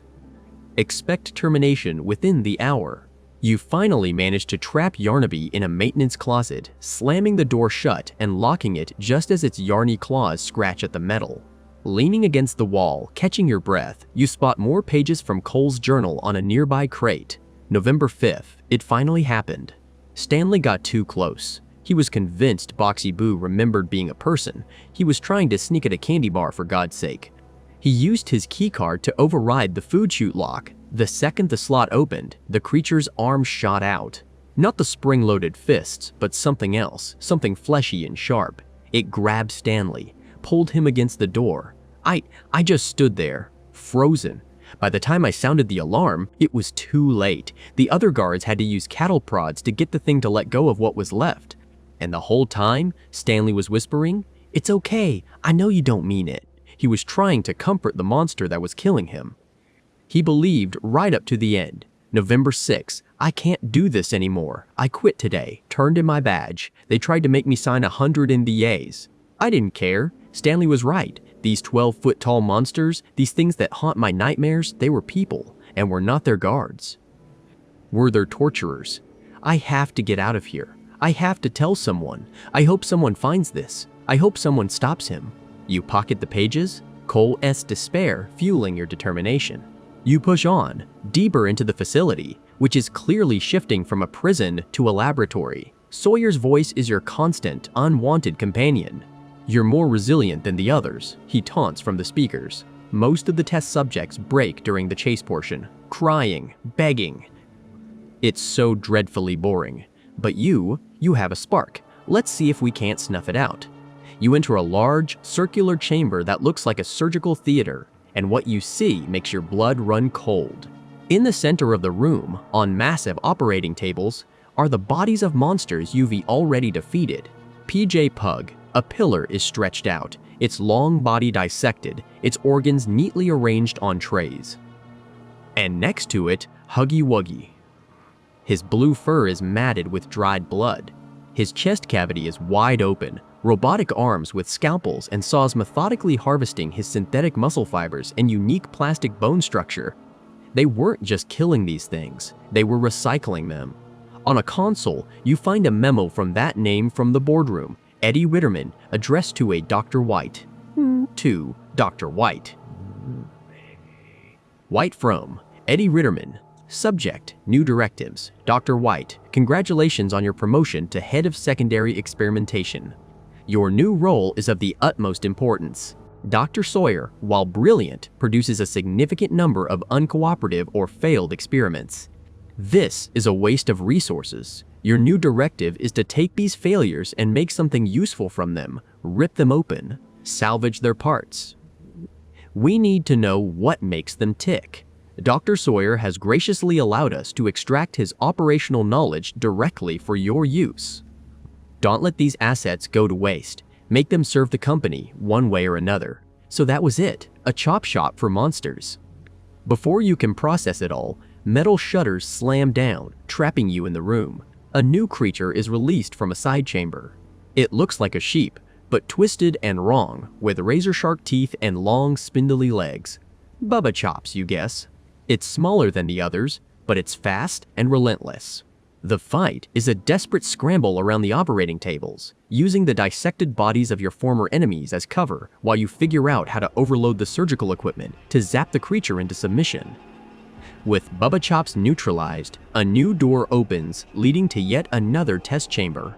This one, however, is different. It's a puzzle room. To unlock the exit, you need to complete a circuit. But there's a catch. One of the conduits is a living creature. A tiny toy, no bigger than your hand, shaped like a puff of smoke with two big, terrified eyes. A plaque on its glass enclosure reads, Simon Smoke. A large lever is next to the enclosure. A diagram on the wall makes its function brutally clear. Pulling the lever will complete the circuit, but it will also send a lethal surge of electricity through little Simon, extinguishing him. A classic moral quandary. Sawyer's voice purrs over the intercom. To proceed, you must end a life. A small, insignificant life, to be sure, but a life nonetheless. What will you do, I wonder? Let me tell you what your friends would do. Poppy. She would pull that lever without a second thought if it served her grand purpose, and Doey, well, had probably pulled it just for the fun of it. Go on. Show me what kind of hero you are. He's trying to break you, to make you as monstrous as he is. You look at Simon, who is trembling in his little glass box, his wide eyes pleading with you. You look at the lever, and then you look around the room. There has to be another way. Sawyer thinks in black and white, in sacrifice and cold logic, but you don't. After a few tense minutes of searching, you find it. A hidden panel, a series of wires you can reroute with your grab pack. It's a much more complex solution, requiring precise timing and coordination, but it creates a bypass. You reroute the power, the final connection snaps into place, and the exit door slides open. Simon Smoke looks at you, his little form vibrating with what looks like relief, and gives a tiny, grateful nod before the lights in his enclosure power down, putting him into a safe hibernation. You didn't have to kill him. Clever, Sawyer's voice says, and for the first time, there's a hint of annoyance, of genuine surprise. You subvert the test. Yay, how disappointing. No matter, the final evaluation awaits. The final door leads into a massive, cavernous room, the true heart of this hellish laboratory. The air hums with the power of 1,000 machines. In the center of the room is a colossal apparatus of wires, cooling tubes, and blinking lights, all connected to a huge, transparent tank. And floating inside that tank, suspended in a glowing, nutrient-rich fluid, is a brain. A massive, living, human brain with countless electrodes and wires plugged directly into its gray matter.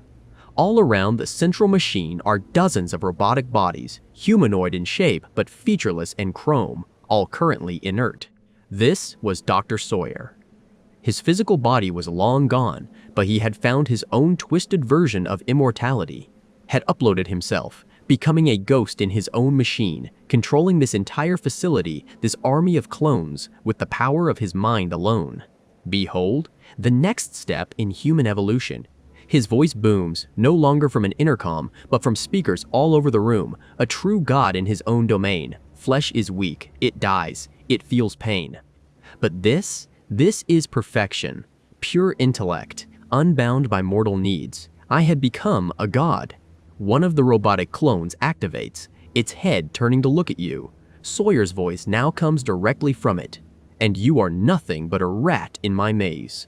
A variable I will now correct. The army of robots begins to activate. This is it, the final confrontation. But as you look at the massive machine keeping his brain alive, you notice something. Schematics on a nearby monitor. Cooling systems, life support, and a critical vulnerability warning. The system was highly sensitive to thermal shock. Extreme cold could cause a catastrophic failure in the neural interface. In a moment of beautiful cosmic irony, you realize the godlike brain's one weakness is, quite literally, brain freeze. The fight is chaos. You have to dodge and weave through the relentless army of Sawyer's clones while using your grab pack to reroute the flow of cryogenic coolant from the factory's industrial systems. You pull massive levers, turn giant valves, and redirect the freezing liquid through a network of pipes, all leading back to his central brain tank. "What are you doing?" he screams, his voice echoing from dozens of robots at once. "Insolent pest, you cannot stop progress." The temperature in the tank begins to plummet. Frost spiders across the glass. The glowing fluid grows murky. The robots start to twitch and spasm as his control over them flickers. With one final mighty pull, you open the main coolant valve. A torrent of near absolute zero fluid floods the tank. Sawyer lets out a deafening, electronic shriek of pure agony that reverberates through the entire chamber. The glass of the tank cracks and shatters. The brain inside freezes solid in an instant, turning a sickly white and then cracking into 1,000 pieces. The light in the room dies. The robot army collapses, falling to the ground like puppets with their strings cut. Silence. It's over. He's gone. As the emergency lights flicker on, a central pedestal on the machine rises, having been unlocked by the system's critical failure. And resting on it is a sophisticated, high-tech gauntlet. It's sleek, black, and covered in complex circuitry. A small plaque on the pedestal reads, "Omni-Hand Executive Master Key." This was it, the key to everything. The highest possible level of clearance, used only by the top brass of Playtime Co. You slide the gauntlet onto your arm. It hums to life, syncing with your existing grab pack. With Dr. Sawyer defeated and the Omni-Hand secured, there was only one thing left to do. It was time to get back to Poppy and Ollie. It was time to end this, once and for all. Chapter 9, The Final Deception. So there you are, standing at the entrance to this place they called Safe Haven, holding the key to everything. The Omni-Hand. It felt heavy, not just with its own physical weight, but with the weight of what it represented, hope, an end. You clench the multicolored fingers, the plastic and metal cool against your palm, and step inside. And man, what a sight. Safe Haven wasn't some high-tech bunker. It was the opposite. It looked like they'd taken over an old, forgotten employee lounge or maybe a daycare center from way back when. The harsh factory lights had been covered with colored scraps of fabric, casting a soft, warm glow over everything. There were drawings taped to the walls, crude, crayon-scrawled pictures of smiling suns and stick figure families, a stark contrast to the blood and rust you'd grown so used to. Little critters, smaller versions of the toys you'd have been fighting, were huddled together on makeshift beds made of old blankets and stuffing. They looked up as you entered, their big, glassy eyes wide with a mixture of fear and curiosity. This was their home, a tiny island of peace in an ocean of nightmares. And in the center of it all was Doughy. Doughy the Dough Man. He looked like something a child would sculpt from modeling clay. A big, soft, friendly-looking guy with a gentle smile that didn't quite reach his eyes. He was talking to some of the smaller toys, his voice a low, comforting rumble. Standing beside him, looking more alive than you'd ever seen her, was Poppy. Her porcelain face was practically glowing when she saw you, her blue eyes fixing on the Omni Hand. "You did it," she squealed, her voice echoing slightly in the large room. She rushed over, her little legs carrying her surprisingly fast. "You actually did it!" "I knew you could." Propped up against a pile of soft cushions was Kissy Missy, and wow, she was in rough shape. One of her long pink arms was wrapped in stained bandages, and she was leaning heavily to one side, her movements slow and pained. But even then, when she saw you, a weak smile touched her lips. She gave a little nod, a silent thank you. Poppy didn't give you a moment to breathe. She was practically vibrating with excitement. "Now we can do it," she said, her voice dropping to a conspiratorial whisper even though everyone was listening. "Now we can finally end this. End him." She laid out the plan, and you had to admit it was as simple as it was insane. The entire Playtime Co. factory, this whole monstrous complex, was built over a network of massive foundational caverns and old mining tunnels. Her plan was to use the factory's own ventilation system to pump those caverns full of the red smoke, the POPY gas. Then, using some old mining charges left over from the initial construction, you'd light the whole thing up. A single spark, she said, would turn the entire foundation into a colossal fuel air bomb. The whole place would be blown sky high, erased from the face of the earth. The prototype, the factory, all of it gone for good. It was a bold plan, a final plan. But Doughy was not on board. He walked over while Poppy was explaining, his soft footsteps barely making a sound. His friendly expression was gone, replaced by a deep, troubled frown. "Poppy, we've been over this," he said, his voice gentle but firm, like a father scolding a reckless child. "What you're talking about, it's suicide." He gestured around the room, at the small, huddled creatures who were watching the exchange with wide, fearful eyes. "This is our home. It's not much, but it's all we have. You want to blow it up, with us inside it." Poppy's face hardened. "It's the only way to be sure, Doughy. We have to destroy the prototype. You know what he'll do if he gets out, and what about them?" Doughy's voice rose, a current of anger running beneath the surface. He pointed a soft, doughy finger at a little cat-like creature cowering behind a pile of pillows. "What about the children?" "They're still in there, Poppy. They're alive. They're just sleeping. Your plan will kill them all for good. Is that what you want? To finish the job the scientists started?" That hit Poppy like a physical blow. She recoiled slightly, her porcelain face unreadable. Doughy wasn't finished. He took a step closer to you, his gaze intense. "He knows, you know," he said, his voice dropping low again, "the prototype. He knows you're here. He knows you want to save the children. He's not just going to sit back and let you blow up his prison. He's watching. He's waiting." This whole thing feels like a trap. The air was thick with tension.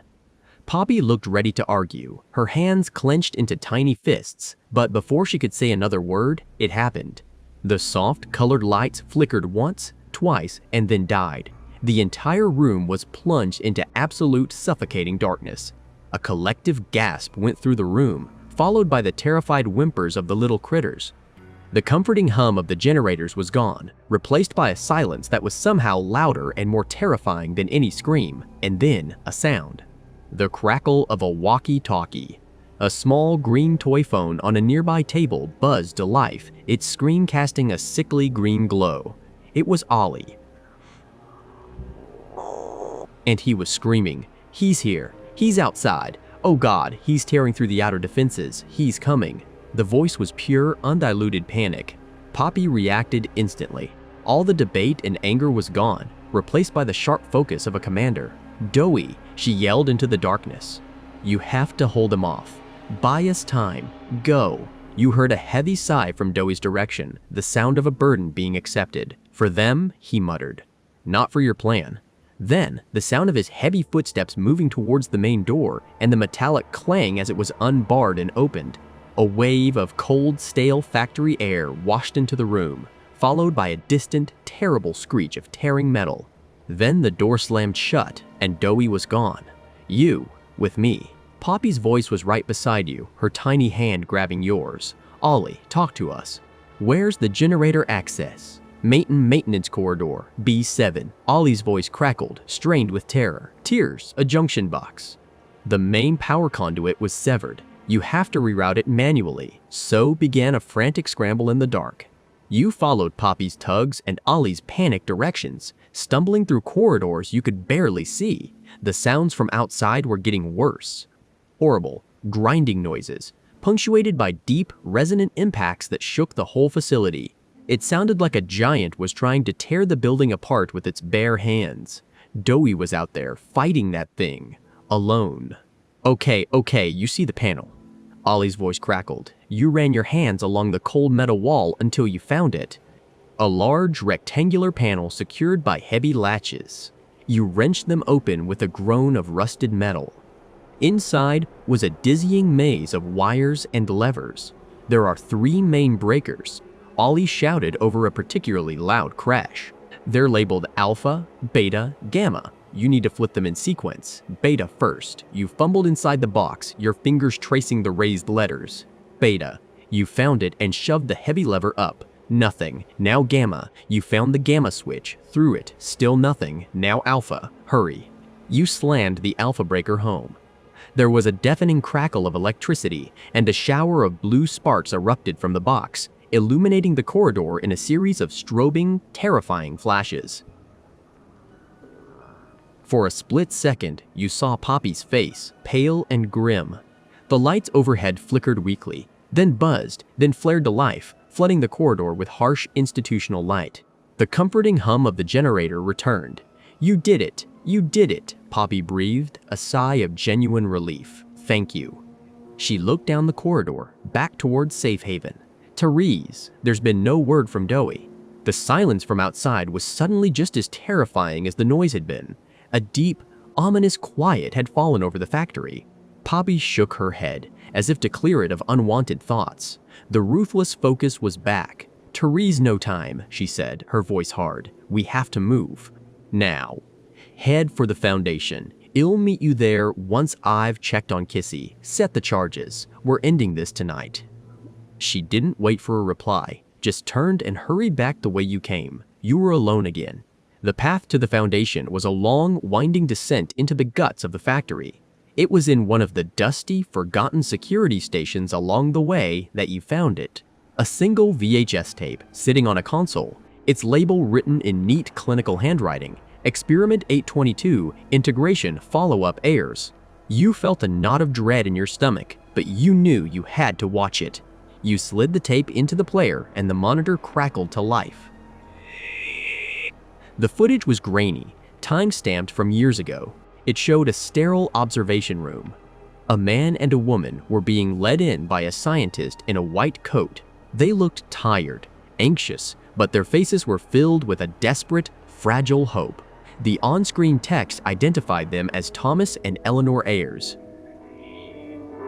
Thank you for coming back, the scientist said, his voice devoid of any real warmth. As the letter stated, we've had a breakthrough with Jack. The woman, Eleanor, burst into tears of relief. He's alive! My boy, he's really alive! The scientist just nodded towards a reinforced door. It slid open, and in walked a newly created Dowie. He looked much the same as he did now, but his movements were more hesitant, his eyes wide and confused. Eleanor gasped, a hand flying to her mouth. Oh, Jack. She rushed forward, ignoring the scientist's warning to keep her distance. It's you. Oh, my sweet boy, it's Mommy. She threw her arms around the creature, sobbing into his soft, doughy body. But the father, Thomas, just stood there, his face a mask of pure horror.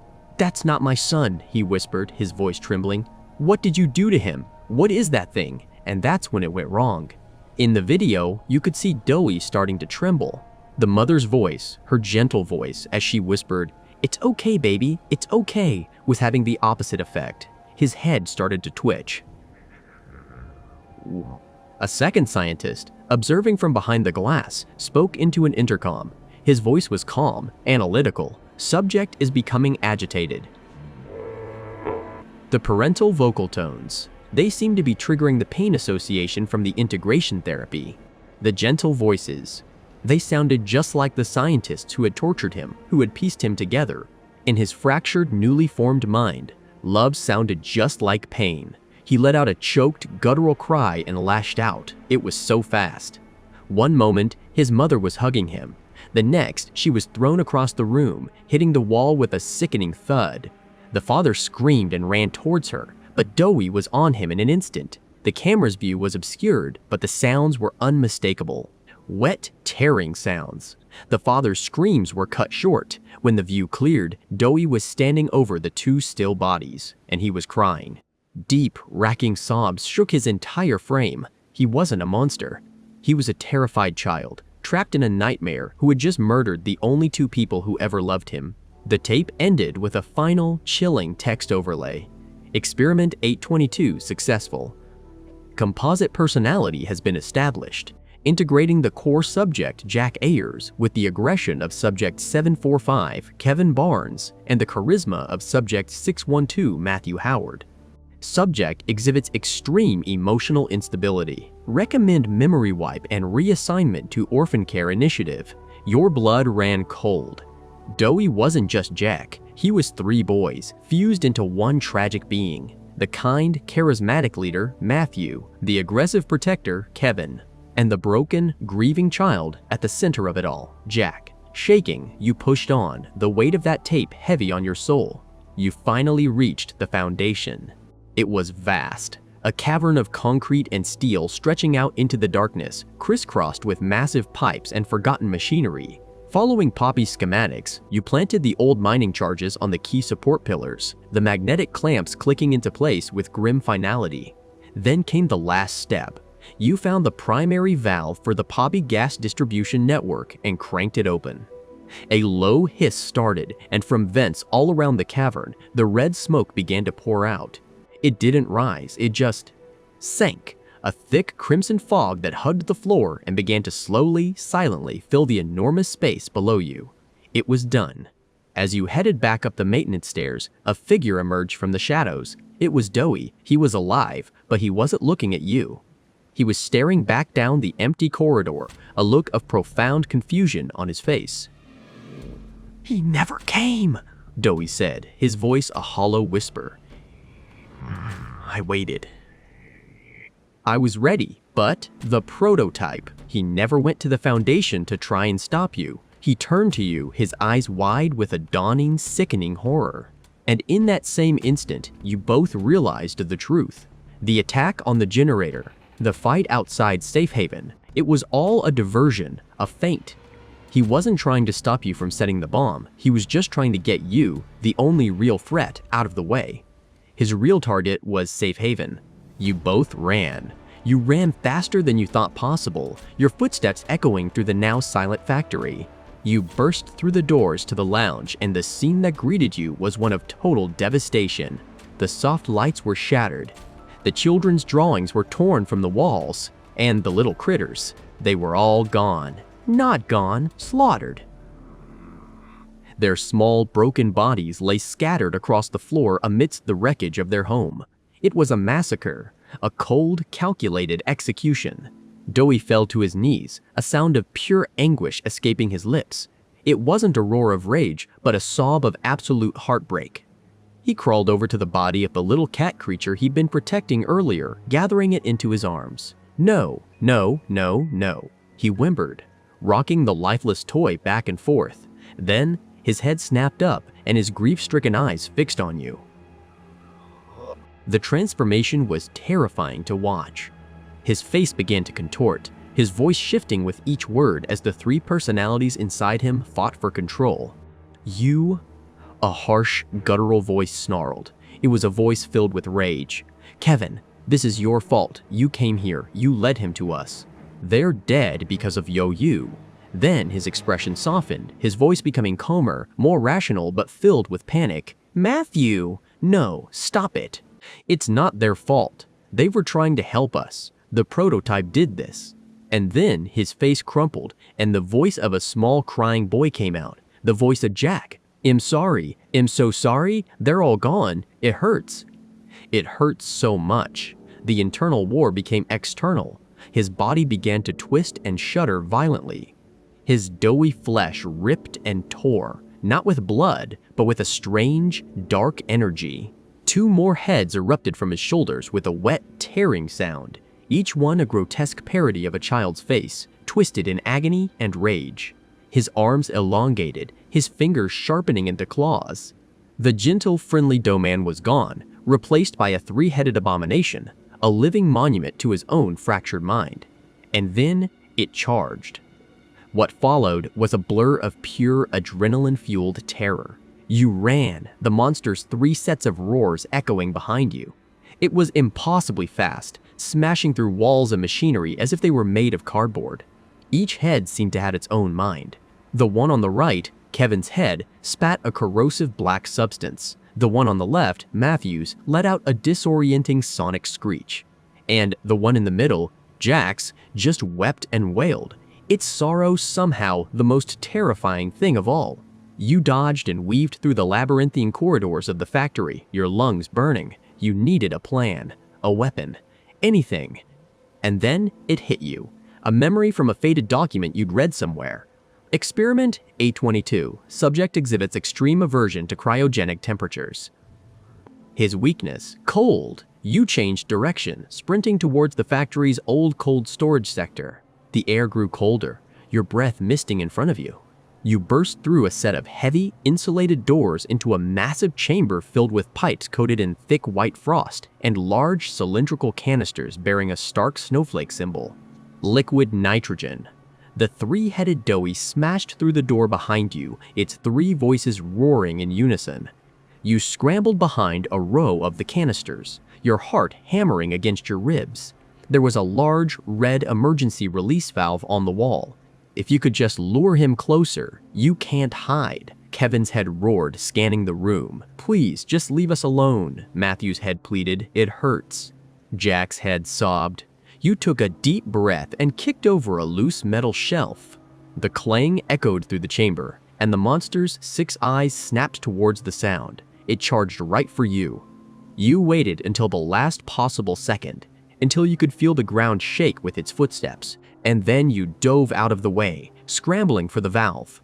You grabbed the large wheel and turned with all your might. With a deafening hiss, jets of supercooled gas erupted from nozzles all along the ceiling and walls, instantly filling the room with a thick white fog. The temperature plummeted. The monster roared, but this time it was a sound of pain. The freezing gas billowed around it, and you could see frost instantly forming on its strange, doughy skin.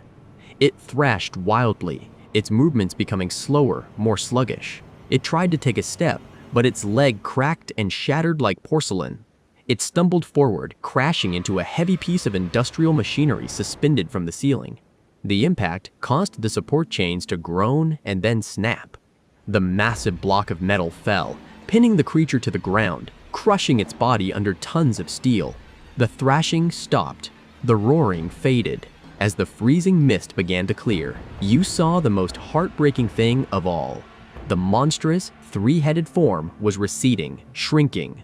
The extra heads dissolved back into its body, the claws softened, and the twisted features smoothed out. In the end, crushed beneath the machinery, was just Dewey. He looked up at you, his eyes clear for the first time. The warring personalities were gone. It was just Jack Ayers. Tears streamed down his face, freezing into tiny crystals on his cheeks. "I'm sorry," he whispered, his voice the small, weak voice of a child. "I tried to be good." And then his eyes went dim, and he was gone. The silence that followed was absolute. You stood there, shaking, surrounded by the wreckage and the cold, the tragic end of 3 stolen lives. It was in that silence that you spotted it. A small, portable tape recorder on a nearby workbench, a red light blinking. It must have been left by a factory worker years ago. You pressed play. Poppy's voice filled the air, but it was a voice you'd never heard before.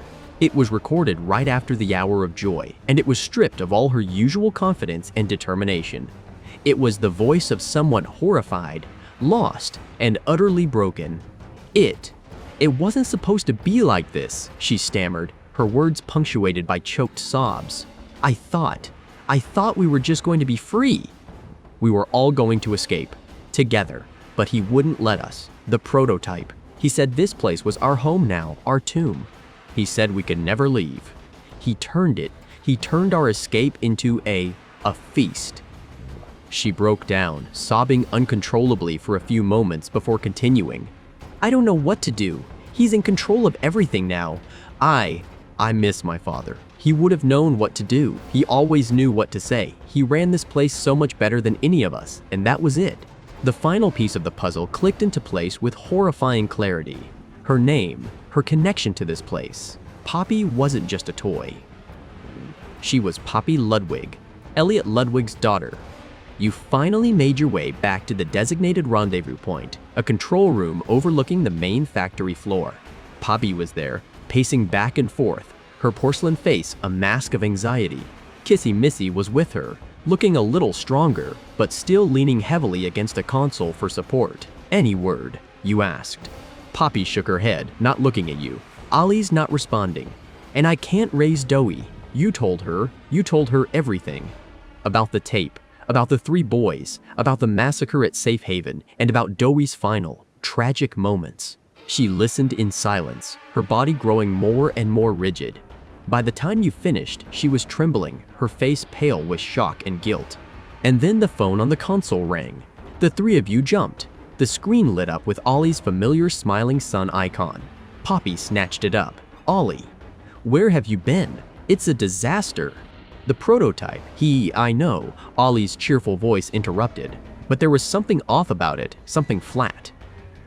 He went to Safe Haven. I know he killed them all. Poppy froze. How? How could you know that?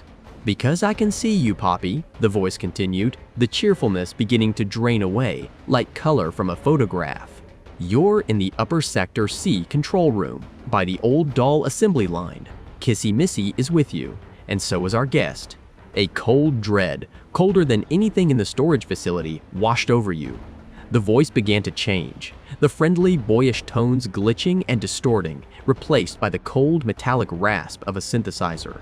It was a voice you'd heard on tapes, a voice from your nightmares. The charade is over now, the prototype said, his new voice chilling you to the bone. Everything ends here. You and Poppy stared at the phone, then at each other, the devastating, impossible truth crashing down on you. Ollie, your guide, your friend, the cheerful, helpful voice that had led you through this nightmare. It was him. It had been him all along. He had guided you to kill Mommy Longlegs. He had led you to the gas production zone to deal with Catnap. He had used you to eliminate every one of his rivals, to clear the board, to gather all the pieces he needed. All of your little collaborators are gone, Poppy, the prototype's voice echoed from the phone, cold and triumphant. Doey, the smiling critters, all dead. And now it's just you. I'm on my way. He let out a sound that might have been a laugh, a dry, static-filled hiss. Oh, and thank you for your help with the explosives. It was so much more efficient to have you gather them and place them for me. I've simply relocated them to a more strategic position. Poppy's eyes darted around the room, a new, wild terror in them, and then you heard it. A faint, rhythmic beeping. Beep, beep, beep. It was coming from all around you, from under the consoles, from the ceiling vents, from behind the walls. Head boxed you in. That's when Poppy broke. The brave leader, the master planner, she just vanished, replaced by a terrified little doll. No, she whispered. No, I can't go back in the case. I can't. She turned and fled. She didn't even look back. I'm sorry. She cried as she ran, her footsteps echoing down the hall. I'm sorry. And then she was gone, abandoning you and Kissy Missy to die. Such a disappointment, the prototype's voice mocked from the phone. But then she always was. The beeping grew faster. Beep, beep, beep, beep. You were paralyzed, frozen in place. But Kissy Missy wasn't. In that final moment, she didn't run. She turned to you, her one good arm reaching out. She grabbed you by the front of your shirt and pulled, trying to drag you towards a maintenance hatch on the floor, trying to shield you with her own body. She was saving you. The beeping became a single high-pitched tone, and then the world turned white. The sound was a physical thing, a wave of force that tore through you, deafening you, blinding you. You felt a searing pain as shrapnel ripped through the air. You saw Kissy Missy's arm, the one holding you, get torn from her body. Her grip failed, and the force of the blast lifted you off your feet, throwing you backwards through the shattered remains of a wall and into the abyss. You fell, down, down, down into the suffocating darkness at the very bottom of the world. When you woke up, it was to a strange and gentle light. You were lying on a bed of soft, white flowers. You pushed yourself up, your body aching. You were in a long, narrow hallway, and the walls, floor, and even the ceiling were covered in these same white flowers. It was beautiful and completely out of place. At the end of the hall was a single, massive, high-security door, the kind you'd see on a bank vault. You staggered towards it. The Omni hand was still attached to your arm, battered but functional. You placed it on the scanner next to the door. With a hiss of pneumatics and the clank of a dozen deadbolts, the massive door swung open. As it did, a final audio log triggered from a speaker overhead. The voice of Leith Pierre, the head of security, calm and authoritative. Warning: you have entered a restricted zone. This is the factory's primary containment and research sector. All personnel without level 4 clearance are considered hostile. Trespassers will be shot on sight. You stepped through the doorway onto a narrow metal catwalk. It overlooked a cavern so vast you couldn't see the other side. Far below, strange, massive structures pulsed with a faint organic light. This was it, the heart of the factory, the place where it all began. You looked out across the chasm, and you saw something moving on another catwalk, far in the distance.